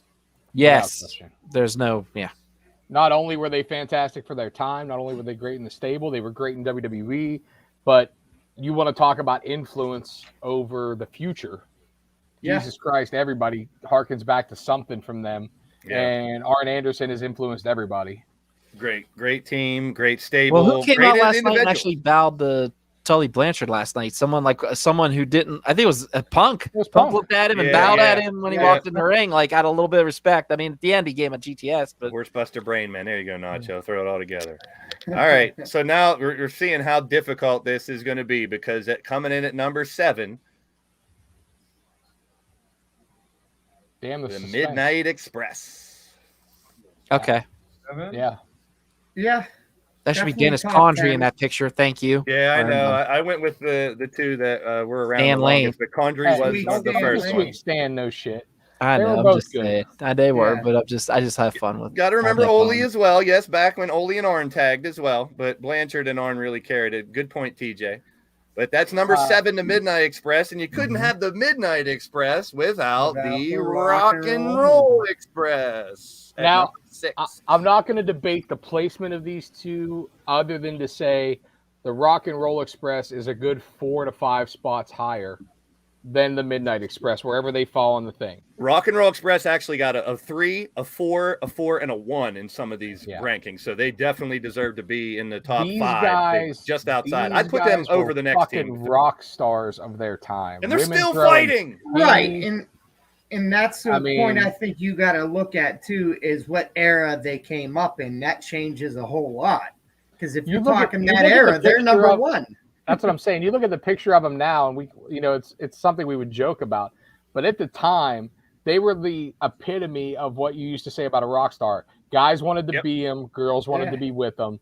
Yeah. They captivated every audience, and then when they got in the ring, their work rate was fantastic. Ricky Morton to this fucking day could probably outwork half of the rosters of most companies.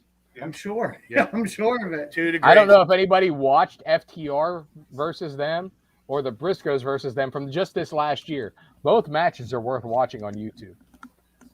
All right, here's where it gets even tougher. We're in the top 5 now. Oh, So, boy. Doc, like I said, Rock and Roll Express, Midnight Express, Horsemen, New Age Outlaws, and Steiner. That's the top 10 so far. So keep that in mind. We got, Yeah. and you guys could probably guess who the last ones are if you really think about it. But let's just wait for it. Number 5, the Hart Foundation. They would be Okay. lower for me. They'd be a couple spots lower. I'd have Midnight Yeah, Express I'd and say Rock a and Roll couple over them. spots lower, but still top 10. Yeah. They're the ones that defriend the Bulldogs, if I remember correctly. They were number 3 on like 5 different lists, so that's what brought them up. They were number 17, 13, and 10 too, but they were number 3 on like 5 different lists. Man, if Anvil would have won the heavyweight championship, imagine what that tag team would have became. True. The championships of Bret Hart. Anvil never had a heavyweight championship, or they be talked about as the greatest tag team of all time with championships. I think my tag team will be here, or one of my tag teams will be here next, and they are probably the greatest tag team with all the titles that they did separately as well. So we'll see. Oh, by the way, I want to correct Ray real quick. He said that when the Bulldogs and Beefcake and Valentine feuded, that Jimmy Hart sold the shit out of that feud. Jimmy Hart was not the manager of Bruce Beefcake and Greg Valentine. It was Luscious Johnny V. Johnny Valiant. Either way, you're still talking about one of the greatest stickmen of all I'm time. just saying. Yeah, I'm yeah, just you saying. got it. There's a lot right. of wrestling knowledge up here. Things get mixed around sometimes. But Number 4. what I was going to say about the Hart Foundation ahead, go ahead. is just in the same way that the Rock and Roll Express, Steiners, and Midnight Express were the cornerstones of WCW for a decade. That's what you got here in the WWE. Yeah. Very These true, guys very true. were, Yeah. whether they were face, whether they were heel, like you knew in WrestleMania that the Hart The Foundation Harts was going were to be going, going for something. Number 4, Edge and Christian. This is what I was talking about. That's who I thought would be up in the top 5. Number 4, Edge and Christian. They were number 2 on a bunch of lists. Number 4, number 10 was the lowest they were on any of those 10 lists. I was going to say they're definitely top 10. Plus great singles competitors as well once they split up. I mean, you can't. I wasn't a huge fan of them. I loved them more in the Brood. But they were hilarious. Some of the skits they did, the entertainment value they brought, they were fucking hilarious. Yeah. Yeah, but On you my can't list, they'd take be down away a couple more, but they're great. How top can you argue 10. with them in They the got to top be 10? top 10. I don't know if they're top 5. I love the Yeah, I entertainment agree. value, but they've had some of the most iconic tag team matches. Yep. I mean, man, this is a hard one for me because it's hard to put. To me, these still count as a contemporary team, even though I know they haven't teamed together in a decade or even more. But to me, they're still contemporary. And it's so hard to weigh what they did versus what like the Midnight Express and the Brain Busters did and things like that for me. I'm right with you on that. You know what I Ray. mean? That's Like how it's I so feel. hard to kind of compartmentalize where that is. But I'm gonna be a total fucking jerk whenever you bring up another one of the tag teams in their thing where it's a complete different odd for me. So go ahead.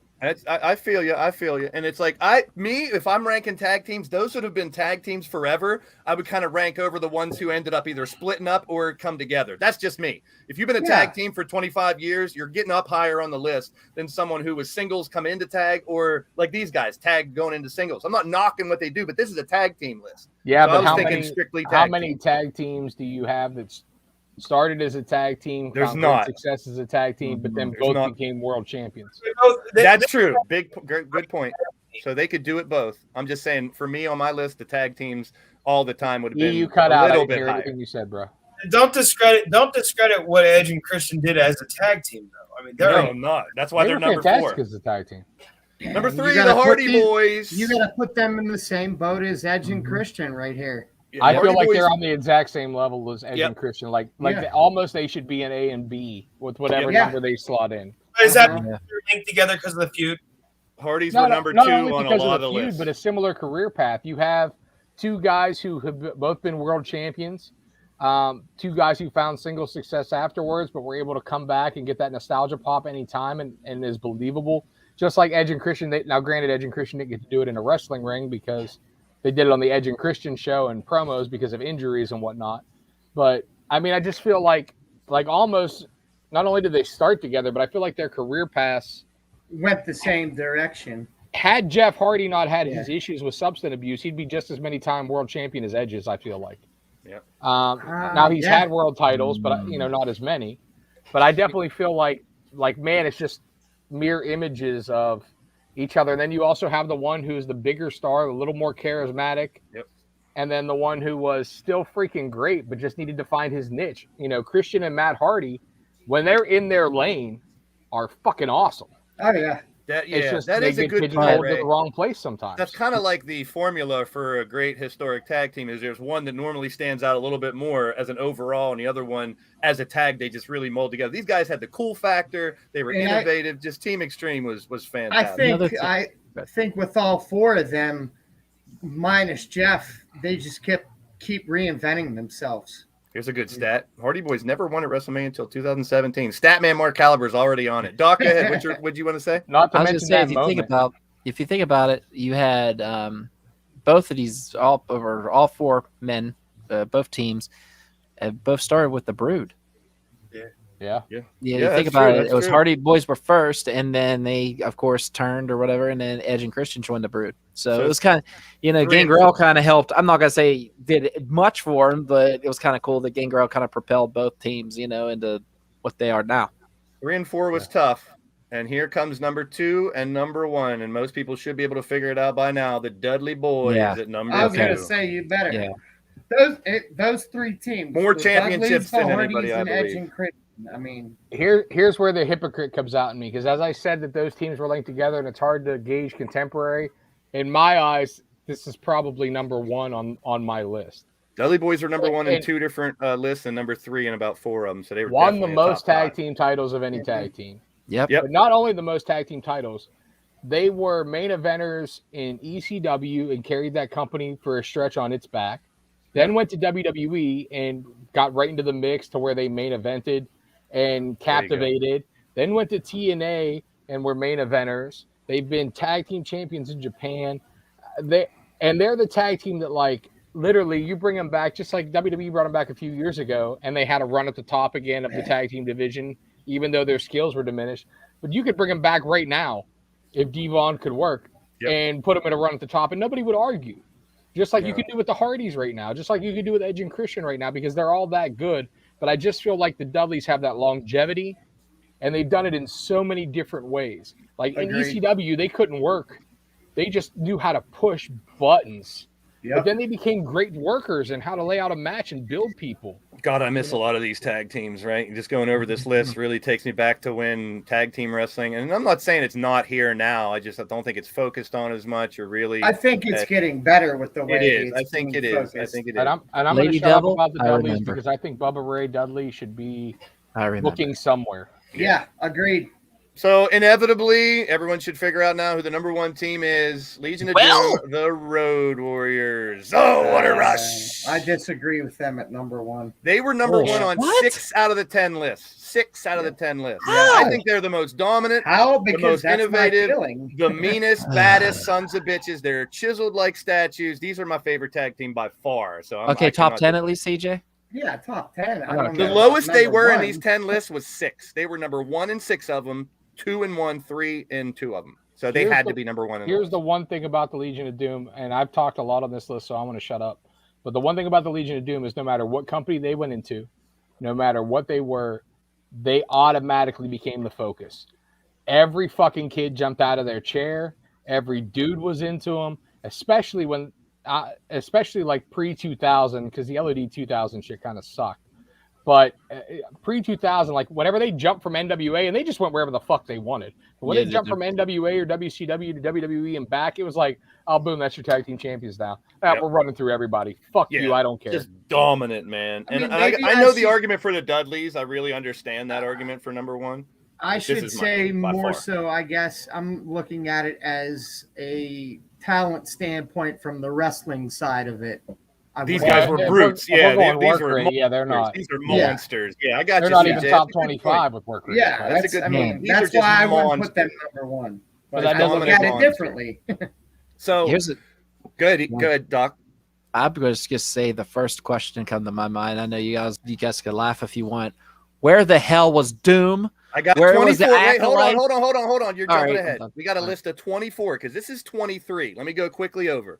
Rock and Sock, FTR, Young Bucks, New Day, Wild Samoans, Von Erichs, Demolition, Harlem Heat, Rockers, Outsiders, Briscoes, Freebirds, Bulldogs, Steiners, New Age Outlaws, Horsemen, Midnight Express, Rock and Roll Express, Heart Foundation, Edge and Christian, Hardys, Dudleys, Road Warriors. Trust me, it was tough to get it under 25. Now, here's the list. Here's where it comes in. You guys in the chat and you 4 here on the panel, you got 2 spots to fill. Doesn't have to be 24 and 25 per se, but here are 24 honorable mention. You have America's Most Wanted, APA, Beer Money, the Blackjacks, the Old School Briscoes, Brothers of Destruction, DX, Doom, the Funks, the Lucha Brothers, the Mega Powers, Money Incorporated, Motor City Machine Guns, Natural Disasters, Powers of Pain, Public Enemy, Russian Team, Sheik and Volkov, The Shield, Undisputed Era, Usos, and Valiant Brothers. Doc, is there anybody that's not on this list? Sabu and RVD. Okay, that's a good one. Good shout. Full-blooded Italians, FBI. Got what about the triple threat? Eliminators. Yeah, Eliminators. Yeah. Could have easily did a top 50. I'm telling you, yeah. I could have easily did a top 50. That's why it's so difficult. So, Doc, which 2 deserve in the top 25? You got to pick 2. Yeah, just 2. Yep. You want me to come back to you? You normally like to think about these things. Sweet all right. God. Ray, I got mine if you want them. Good, Ray. Give me the 2 that should be in the top 25. Not necessarily 24 and 25, but somewhere in the top 25. Beer Money, because literally that was the only reason to tune into TNA for 3 different years. And the Usos. Money. How can you not have the Usos in the top 25? Usos were literally one of the greatest current tag teams. I had Usos at 23, but because of the 2 of the top rankings that Rock and Sock got, they bumped them out. I disagree. I think the Usos would be there instead. So Ray goes Usos and Beer Money. Great shouts. CJ, number 1, is there that you see that aren't on the list at all? Like I said, triple threat. Okay, definitely one that was on my radar. I'm going to have to agree with Ray about the Usos. Okay. And I would probably, and this is because of more recent, I'd probably throw the Lucha Brothers on there. Gotcha. I understand that. And we got here's some other ones. Killer Bees not on the list. People going DX and Doom. We got Strikeforce mentioned. And this is why I want to do this, just to hear other Kendrick in London. There you go. The Fantastics. Great shout, Wally. Back in the day, AWA style. So that's why I love this conversation, people. All right, Easy What E. the hell was the tag team with Johnny Ace and Shane Douglas? Oh Jesus! Oh, geez. Bodacious dudes or something. Yes. There's the Mulkey brothers. I knew that one was coming. Easy E. Number 1. Is there any on the list not in the top 23 or the honorable mention that you can think of?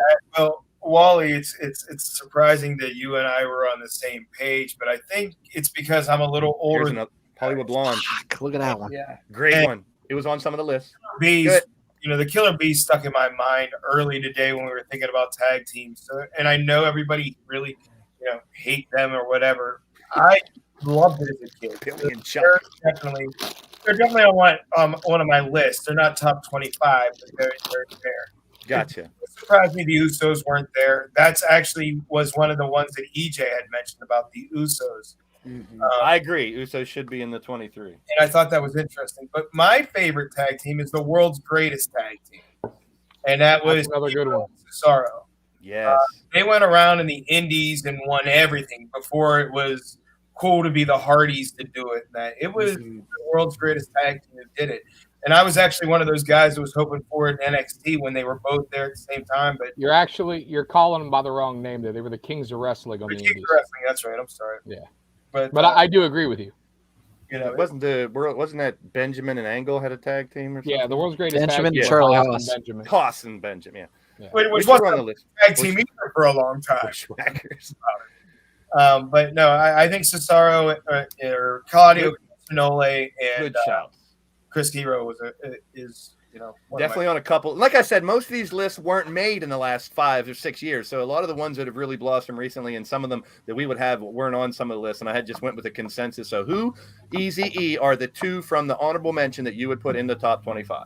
So for me, it would definitely be the Usos, and I love the Iron Sheik and Nikolai Volkov. Great shout. I did too. You love to hate them as well back in the day because they wanted you to hate them. They were great. Hogan and Mr. Wonderful was my hero and villain, and then the Iron Sheik Nikolai Volkov were right there. Ivan and Nikita, the Russians. I was a huge Nikita Koloff, I should say. The Russian sickle, he was a beast back then. I loved Nikita Koloff. You ready yet, Doc? Yeah, I got a couple. I got a couple tag teams that I'm looking straight at this and I'm like, where are they at? Number 1, Valentine and Beefcake. They ran rampant through the 80s, shout. man. They were pretty rough. Luger and Sting too. Luger and Sting, Luger and Wyndham. I love Lex Luger. I was just about to say Rhythm and Blues. Yeah. You also, if you think about it, there was the Headbangers. There's another one. Headbangers, yeah. We're forgetting something huge. What about the Nasty Boys? Damn Nasty it! Boys. That's a good one. Yeah. Good The shout. Nasty Boys. U.S. Express. Thank you, There it is, Monstar. US Express. Hey, I mean, Sheik and Volkov beat them in WrestleMania 1 for the straps. Could have did a top 100. I'm telling you, We could do a top 100. and still have So arguments. there's a bunch going on here. 2 coming in here, Doc. Who are your 2 coming in from the? All right, so as I'm looking at this honorable mention, the 2 that I would definitely take, and I mean, it kills me to leave Doom by the wayside, but I would have to say the Lucha Brothers, and I'm definitely going with the Usos because the Usos have made a huge impact in the wrestling world. Agreed. And I'm the same as Ray. I loved Beer Money, so I'd like to see them in there. If they would have got longer, they didn't. I don't think they fought long enough, but I think if they would have fought for What happened to the Berserkers? longer and the The Usos as well. reason that I think Beer Money deserves top 25 consideration, though, is if you think about it, at that time in TNA, that's what you were tuning in for. It's the first on the list there, AJ Brandon. Styles, it was AJ Styles and Beer Money was why you were tuning in. APA and Usos. APA is a good shout too. They were dominant for a good while. The Yukon Lumberjacks, the New Never even heard of Foundation. them. I love the names you guys are shouting out. The Brood, which pretty much got them in there, but the other ones too. Next, This is a great conversation. I want to man. hear the top 5 that EJ and Bodie came up with.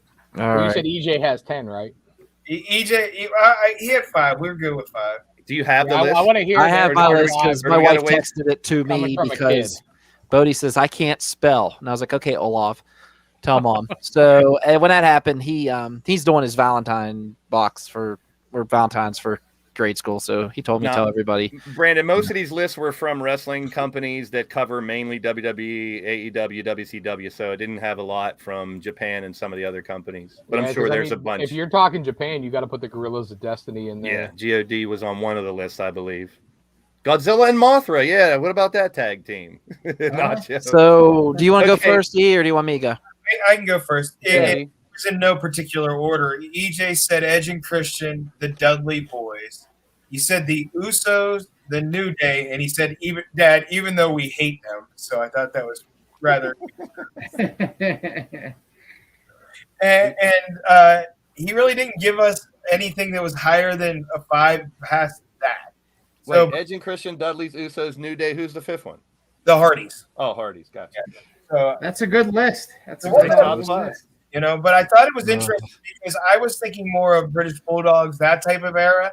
My greatest tag team, and he's like, the guys right in this era, Dad, are the greatest tag team, and I'm like, That's why I wanted to hear what the kids had to say, just because we're all around the same age group, and we lived through the '80s boom, the '90s boom, and now.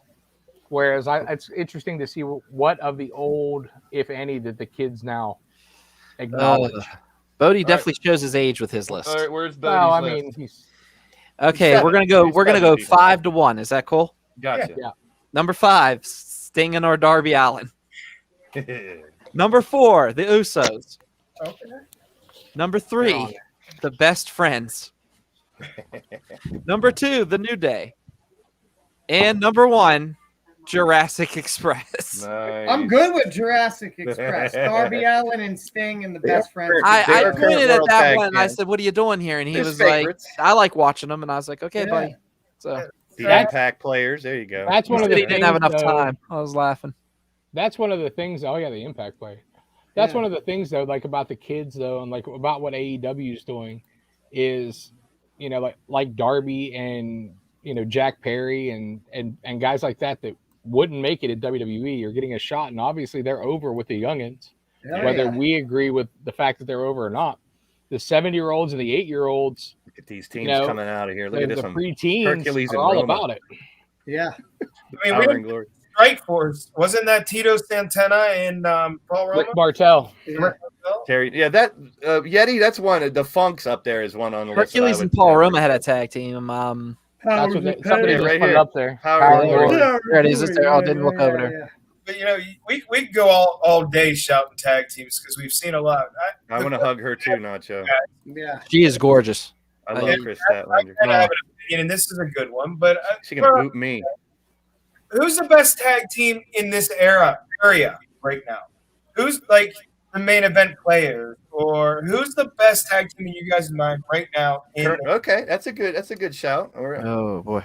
Best tag team right now, I That's would a probably tough say one. FTR. If as far as FTR, tag yeah. team, I would say FTR in my opinion, Yeah. Yeah.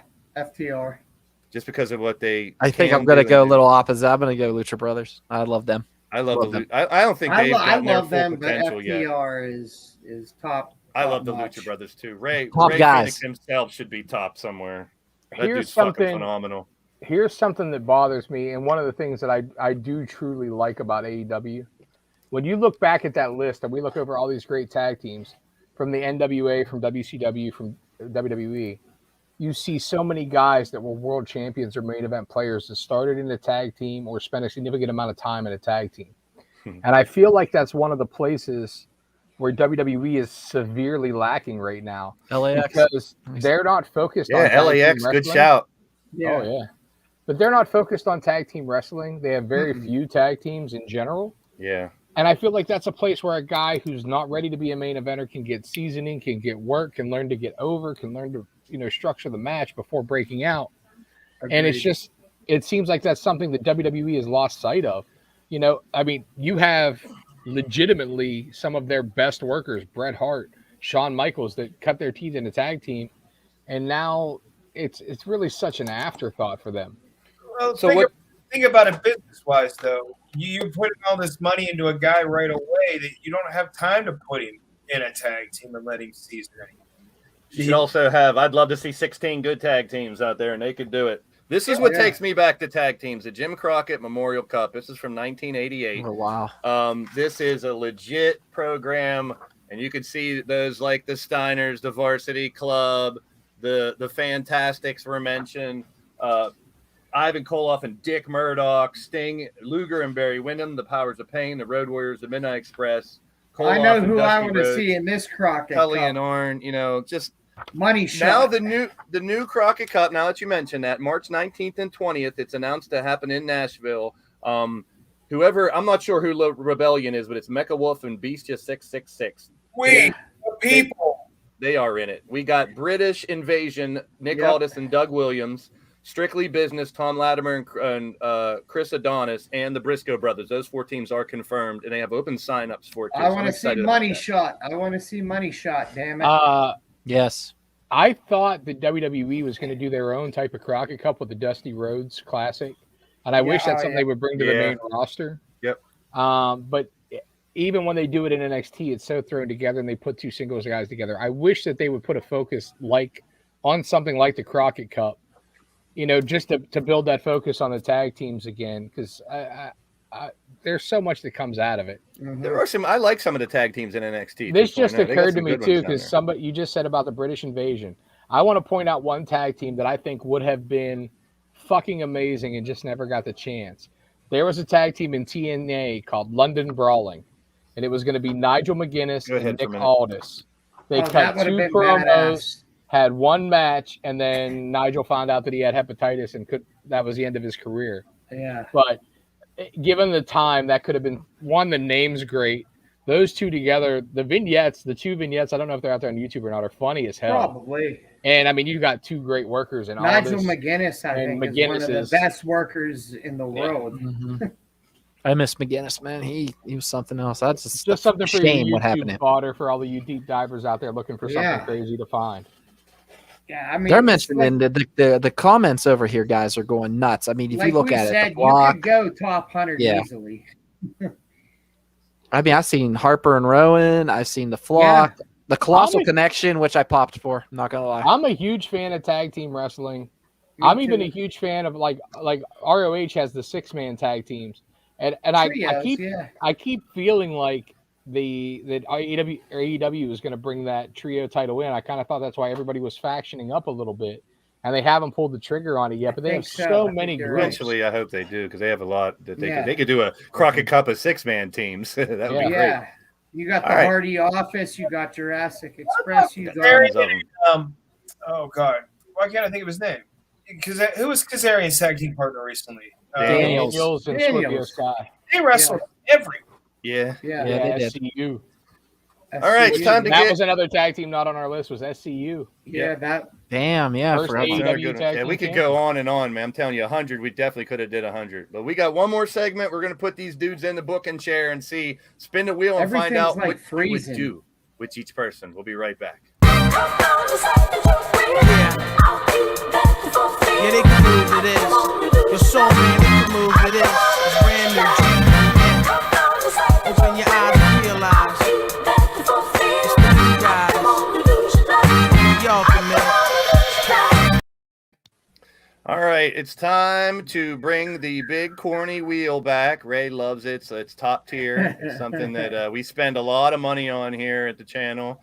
Production value. And we got spinit.com is where I get it from. It's a free wheel, and we got all these names on the list. We're going to spin the wheel, and whoever's turn it is going to tell you how you would use that person in AEW, because these are free agents that are being thought of, looked at. Who their first feud would be? Would you throw them in a title mix? Who would they be teamed with? Anything you want to throw at it.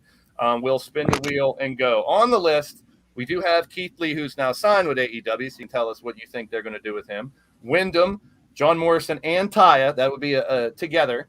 Jeff Hardy, Samoa Joe, Athena, formerly Ember Moon. You got Jonathan Gresham. You got Johnny Gargano, Karrion Kross, and Scarlett as a team. You got Adam Scherr, formerly Braun Strowman, EC3. The Briscoe Brothers, Shane Strickland, formerly known as Swerve. Tony Storm, Jay White, who now, was with New Japan and Impact, but also showed up last night on AEW. You got Kenta. You got Josh Alexander, Kazuchika Okada, Will Ospreay, and Moose. So I will go first and do it up. Tell you what I would do with this person. Now, I do all digital bookings, so all I'm doing was imaginary shit. This is going to be an easy one if it sticks there. No. The Briscoe Brothers, I know what I'm going to do, but I'm a big Ember Moon fan. I think she's got the look. I think she's got great maneuvers. I think I would like her not going right into a title feud, but TBS going after Jade, seeing her lock up with someone like Jade, seeing her go up against like a Chris Statlander. I think that here's the thing with most of these, in my opinion, when they come on, most of them, except for a couple, are going to get cheered. So it's going to be tough to bring them in as a heel right off the bat unless they do something super heelish, which I think she can do, but I think she's going to get cheered. So let's get her going up against some of the best right off the bat. Like I would love to see her against any of the women. I could throw. I don't want to throw her right into a Britt or a Cargill for a title, but I think just throw her on Dark for a while, let her work with some of the newer people to get her seen, have her on Rampage, and then bring her within like a couple shows. Put her with Cargill. Yeah. Ooh. That would be good too. Put her with Cargill, Gil in her, and Mark Sterling's little stable there, and have her help protect the title. That way you can protect Jade in matches that she can't work. Not that this is always a bad thing, but what I try to do is I didn't want her coming in and going right up against people she fought in WWE. Like, I don't want to see her and Ruby or her and people that she's already fought. I'd like to see some different matchups that we haven't seen. That's just my opinion when I bring someone over. All right. CJ, you want to go? Yeah, I'll go. All right. CJ in the booking. Little booking fun here, you mother booker. Kenta. Oh, you lucky bastard. Man. You want to trade it? You want to trade it to Doc? I'm not. Yeah, I'll trade that to Doc. Okay. You can have a second one, Doc, if we get through these. So, Doc, you want to take this one? Well, I was gonna say if CJ's gonna go again, let him swing again. No. You want to hear what I do with Kenta though? Yeah. Kenta, like I said, it's kind of tough because of what what he did in NXT as oh my God, Hideo Tommy. Is that it? Yeah. Thing is, he is such a good striker and everything. I'm having him come to AEW, and I'm having him literally walk out while Malachi Black's doing a promo, and he's gonna be like, "We're not finished yet," because those two had such a stiff fest during NXT. It was unreal, and people will go nuts for that. People love the hard hitting, beat the shit. I dig it. Bloody matches, and this wasn't even. I mean, they were bleeding on their own. They didn't gimmick. I mean, their mouths were bleeding and everything. These two went stiff on each other. It was insane. Yeah, see, that's what I wouldn't do, Monstar, is put her against Ruby right away. I want to see her against people I haven't seen. That's just me. All right. Okay, CJ, you got to take this one. The wheel. Yeah, I'll take this one. We're booking. What happens is they spin it. Mr. Greg spins it, right? And then they pick, and then we book them. You got another one. You got another New Japan. You got Jay White. So they teased him last night. He's probably going to stick around from what I hear, hopefully for a couple weeks. Where do you throw him at?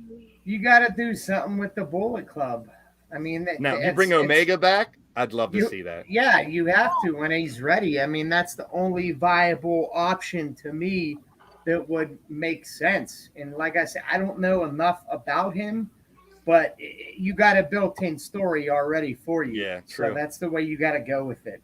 Yeah, that was kind of a cut and dry one because of last night. You know exactly we're going to slide him in there. And if you see the Adam Cole versus Adam Hangman, you got the different forms of the Bullet Club in there. I dig it. I just like that the Bullet Club's kind of back in the midst of wrestling right now in AEW. All right, Ray. He has a little bit of experience booking shit before, so let's see. We're going to throw at him. Oh, he's going to get EC3. Oh, I like that one. You can package him if you want with other people. Oh, boy.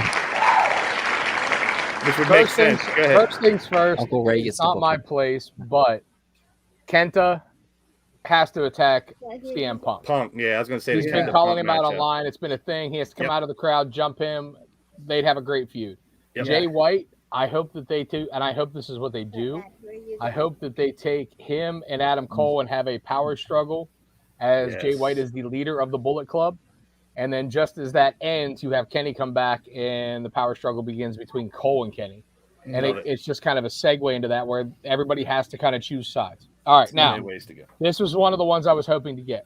Oh, cool. And the reason being is EC3 has his own pseudo wrestling company. They're trying to become a wrestling company. They've already done a few vignette shows with the Titan Adam Shear and Karrion Kross or Killer Kross, whatever you want to call him as.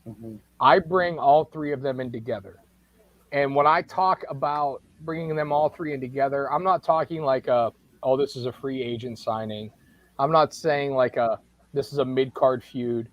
They come out in the middle of the main event. They lay waste to every fucking body. Mhm. You have 3 guys who look like killers. They have the size. They cut the promos. You have them come in and you have them destroy Hangman Page. You have them destroy Adam Cole or whoever is in the thing. And not the NWO we're taking over. Yeah, got to be aware of that. Definitely. It's Glad you going said to that. be the we're changing the narrative because they have to control your narrative. Yep. We're changing wrestling. No more are you going to tell me what I can and can't do, who I can and can't fight, what I can and can't say. I'm going to fight who I want, when I want, how I want, and have them lay waste to every fucking body. I It would should dig be it. an NWO type run whenever the NWO first started, and like literally every babyface had to fan off to them because they had no choice. Now, does this go on for 2 years and then add 73 members like the NWO? No. But they should have a 3-month run where they just ruin shows, run through everybody, become the top of the food chain essentially, before finally we get this conglomerate of baby faces that can come up against them, and we get them to in check essentially. But I think that run with those guys, just because of the guys you have in there, you have Scarlett as the woman. Yep. Those 3 guys I mean, literally, those 3 guys bust into your bar mitzvah. What are you doing? Not a goddamn. I mean, the thing between the Briscoes and FTR and with those 3 that happened at that last ROH show, I really wish there was a way that could have just kept going right away, because I think that was hot. And actually, that's a name you're not thinking about. Is Buddy Murphy came out with them too. True. So technically, you have 4 guys in that faction that could lay waste. All right, now, that's kind of something it. I think AEW needs, is that shot of, they already are a realistic product, but that shot of real world consequence of fuck you, Tony, we're taking this company however we want that to would take be it. great. Kind of like That would be out of cool. nowhere. Like an NWO type, but That's more. right. Yeah. But really But more treading not realistic. to be too Yeah. NWO. But yes. No, it's sorta like- perfect. No though. cool Now- factor, ass whipping factor. Yeah, so Easy E gets to book an AEW talent. How about it? Here we go. Christ. I thought it'd be I good. spoke out loud. Thought out loud. He's gonna get Might have Swerve. been a WWE guy. Swerve. So you got Swerve from NXT coming into AEW. What are you gonna do with him, Booker Man, Easy E? In all honesty, I don't think Swerve's that good. So for me, he's going to be a very low card, be on Friday night type signing. He does nothing for me at all. I liked him because he was protected by the big man and Top Dollar in that feud, or in that stable, Top Dollar or whatever it was called. AJ Shit, Francis. bro. This is nothing for me. You're the booker now. You don't like it, and this is a good example. You're the booker for Come on, AEW. Kevin Dunn. You don't really like this dude, but you got to get him over. Who's his first match with to help get this dude over? Sammy G. No, because Sammy G should kill him. This All is right. that guy, Eddie, who's he I fighting? agree. the guy that goes against Keith Lee last night. Like that's the type of guy. This guy has no talent. That I wouldn't say disagree. that. Wait, did you just say Shane Strickland has no talent? Did you really just say on this podcast that Shane Strickland has no talent? Yet, and I would have no problem saying it to his. All right, we do have a little bit of Fucking time hell. if you guys want to do a couple more wild cards where we can shoot Should I the have shit on mine here. since I kind of took? Lower than Leo Rush. Yeah. Let's give Doc one more here, and then we'll do a couple wild cards. Yeah, just Leo to- Rush. How well did that work out? Okay. Yeah. This- All right, Next- Doc, you got Will Ospreay. Ooh, Where wow. do you put him? How do you Not a recommend fan, your not a AEW locker room? I know, but he's kind of hard to book. I mean, wow. Where does he fit in? It's tough. I got Will Ospreay. Too flippy. He is very flippy. That's what I'm trying to like. I'm trying to think of the whole 99-man roster and who would be a great, just a first blow up match with. If I I'm know. booking Will Ospreay, I'm maybe, I hate to say this, but Jay White, the Forbidden Door is open. So maybe Jay White, he's feuding with Omega. Those two have like 1 or 2 great matches, right? And the next thing you know, the rubber match, the one who is going to win, Omega or White, they're both 1-1. And here comes Ospreay. I followed you both here. Fuck you both. And just comes in, cleans house, and then you start a program between all three. All three hate each other. And then you just make it the total scramble mind fuck. Don't tell your mother. I love it. To what it is. Him and Penta. Penta it would be good. Now, since you're talking, he's super flippy. How about him and Dante Martin in a little program? Oh, there you go. Just for spots. Him and Penta, him and Dante. Okay. The easy one is him and Daniel Bryan. You book that, you have solid 7-8 months of pure greatness. I got to agree with Easy. I think not a bad one, Easy too. is on the right track. Absolutely. Yeah. It would either be Omega or Bryan for me, where Will Ospreay has been highly regarded as one of the best wrestlers in the world, time and time again. He's at the top of the list, even though he's not in a mainstream company before NJPW. Everybody says they want to work him, and that would be the storyline that I would push for him is everybody wants to work me while I'm here. So who's willing to step up and have somebody like Daniel Bryan, who is also regarded as one of the best workers in the world. Or you guys don't like the idea with the three? No, I do like Omega. I don't like it because White and Ospreay just feuded in NJPW, and they've had. It gives that American. It gives those people that don't do the Japan crowd. You know, I mean, but I get what you're saying. How about this? I got a twist for the wheel. Why don't we let Bodie do one? You want to try one? You want to try one? Yeah. All right, I'm gonna put the headphones on you. Okay. Okay. All So right, hold Bodie. on. Uncle Ray, help him out a little bit. All right. Yeah.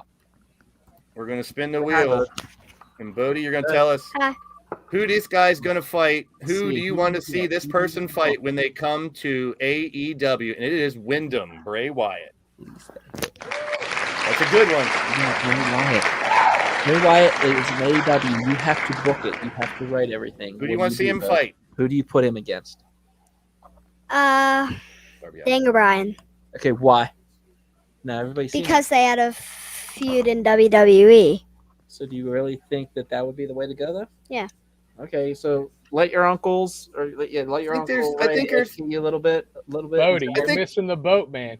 Your favorite guy of all time. Why not have Wyndham take out Sting and Darby Allin, and what do you be say? Try to brainwash Darby. You don't want him to beat up Darby. You know Bray beats the hell out of Darby. That's why. I think it's a good point that we've come across here. Is there's two ways to do it. Do you bring these? Darby? Do you bring the? What about Darby? He said, "Why don't you put him against Bray Wyatt?" Yeah. Yeah. No. No. Why not? No. You ready to lose? No. Okay. Why? You don't like that idea? Yeah. Okay. He likes Darby too much. That's why. So when you bring someone in, wow, he shot Darby down. I can't believe that. We uncovered do you put him against someone familiar that they're used to fighting, or do you put him against someone you never fight? I think there's no wrong answer depending on both. But let's do. However, depends on the signing. It depends on. Can I say one thing about that booking right there? Could you see him going against the House of Black? And what I mean by that is kind of like a Michael Myers versus Freddy Krueger kind of thing. What I mean by that is, okay, for where I'm going at is, does everybody remember the movie Freddy vs. Jason? Mm-hmm. You remember how Freddy used, hold on, Bodie, how Freddy used Jason's fears against him? Yes, I understand the water thing was kind of stupid. Don't get me wrong, because Jason was always in water through the other movies. But where I'm going at with this is, if you imagine Michael Myers being in that dream world, could you imagine like Freddy trying to scare a kid, Michael Myers, sitting in the asylum like this, and just nothing is affecting him? That's how I would try to book Wyndham and Malachi Black. The fact that Malachi Black is doing all these scare tactics and Wyndham's just unfazed. Yeah, just unfazed. I think that would be excellent. And then Wyndham Rotunda puts Darby Allin in a sleeping bag and beats him off the tree. Did you say that to your nephew? Sure. Did you say that to your nephew? Stop. Tony Storm. Who's got Tony Storm? I don't know. Anybody want to take Who that wants one? to take Tony? I'll take her. I'll take her with me. I'm her manager, and I'll come in, and I don't care who she fights because I'm her manager. I just want to be by her side. I'll drink her bathwater. Yeah. So we're close to Moose. Let's hear anybody. Let's do Moose as the last one. If you could break that forbidden door, bring Moose into AEW, Ray, where does he go first? Who's he going up against? I'm not going to take this from E. E fucking loves Moose. All right, he was salivating at it. Come on, E, what do you got? Tell us what's going to happen when they bring Moose into AEW. What'd you do? You're Tony Khan. Moose goes right after the tribal chief. That's who he goes after because that's the best play that you can do here is Moose. Who's the tribal chief? He's bringing him into WWE. You know he's not going to book AEW. What are you thinking? We're booking AEW, buddy. Here's the key. You're Tony Khan, buddy. Moose has to come in, and he has to be in the biggest rivalry in your business. Yeah. He's got to come in and prove to himself and prove to the guys like me and Ray and Doc and Craig that he is that upper echelon wrestler. So you wouldn't want to see him versus Keith Lee? No, not right now. He's going to go after the title. He's got to be in that picture immediate. You know, because of how strong he's been in the indies for how long. Mm-hmm. Yeah, I agree. Good He point. chosen that big company to go to because he'd rather be down. And he always says that the big companies don't want him, and that's what built him to be this ferocious guy, so to speak.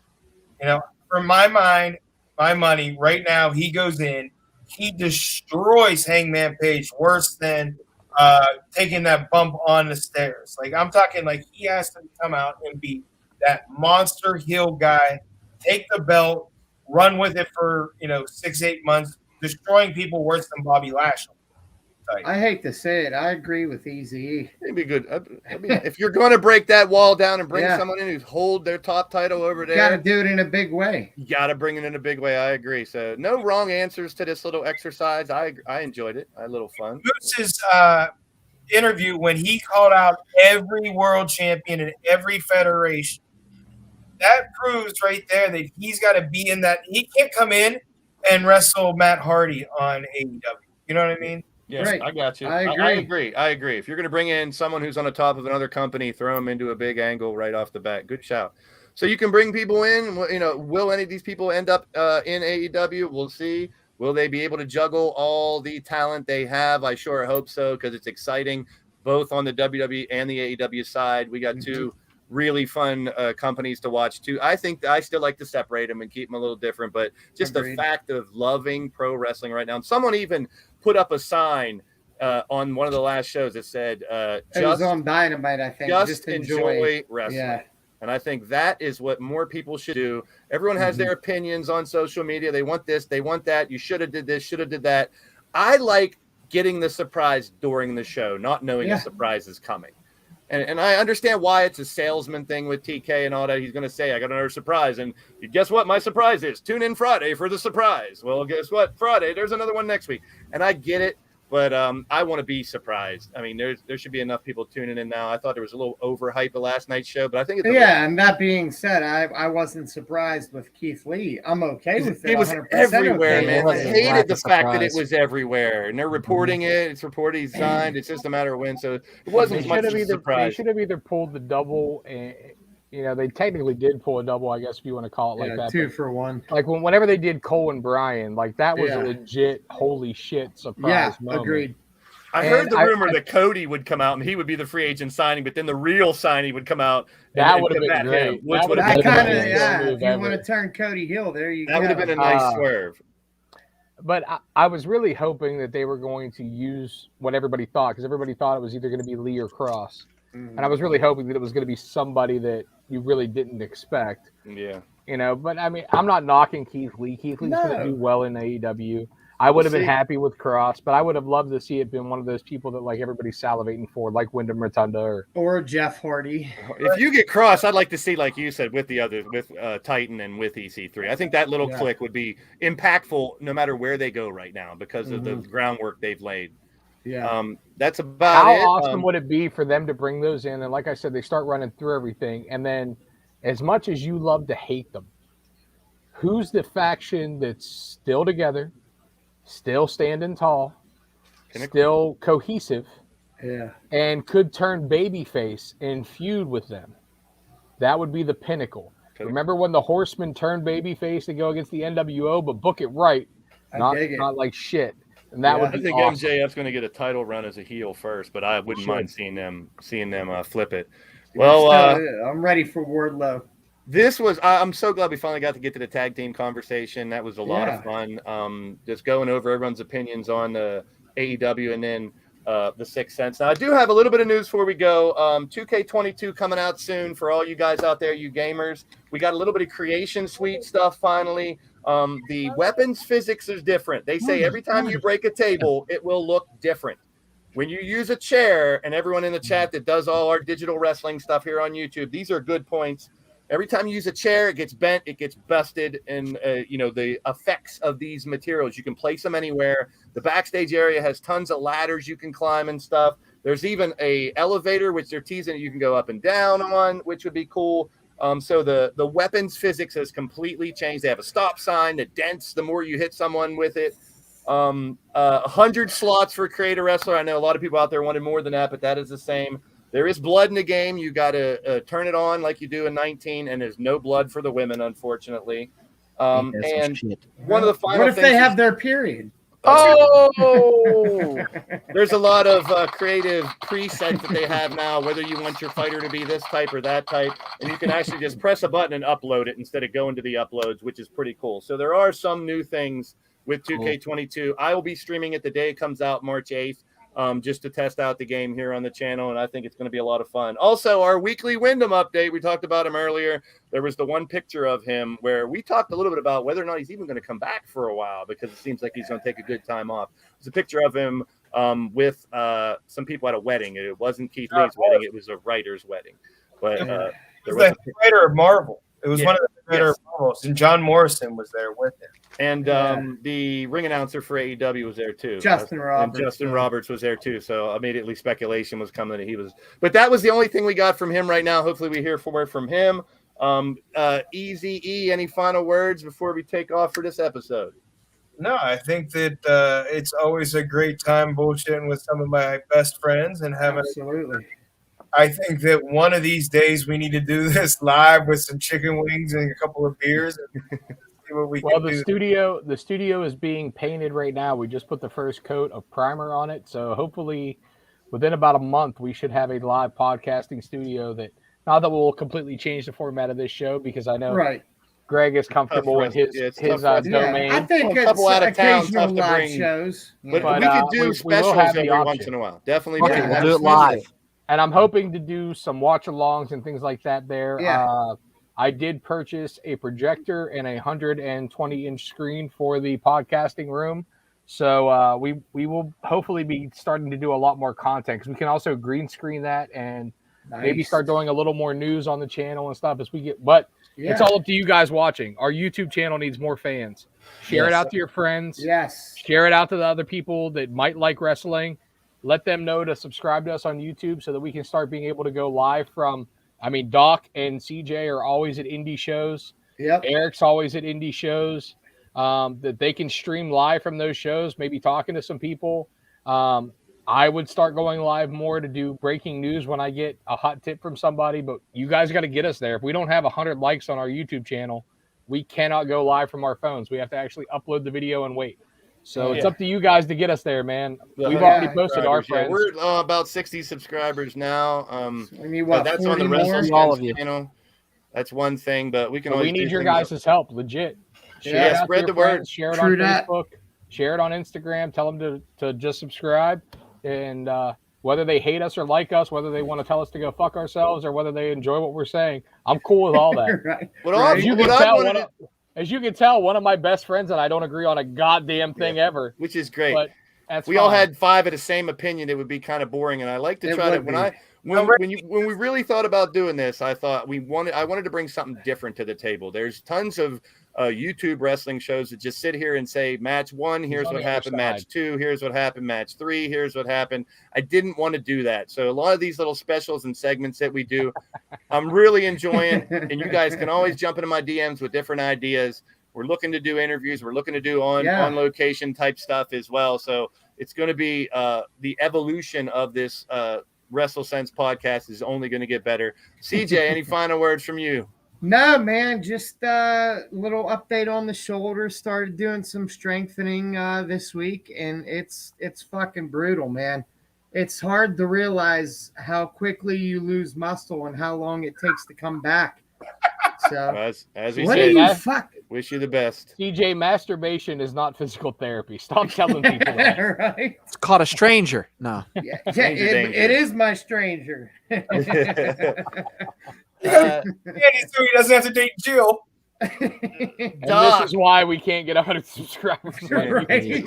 Right Doc, here. Any info in the indies? Yes. Anything? 2PW and Rise will both be Saturday, 7 p.m. I will be going to 2PW. I go wherever I'm behind the table. Heartache and heartbreak. Can't wait for this. I cannot wait. Now, to Doc, see let some me good- throw this bone at you. You know, you are at a You lot would of these throw a shows. bone at him, you fucking. Well, he had a Loads load with loads and bones. loads and Come on, bones, man. You're right. killing Gotta me. Watch what I say just- around here. You're handing me think the about easy this. on a You- platter.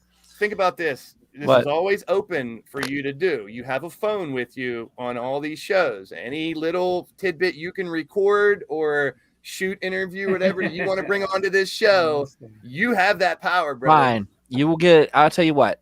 Let's You just have make that history. power. Let's make history.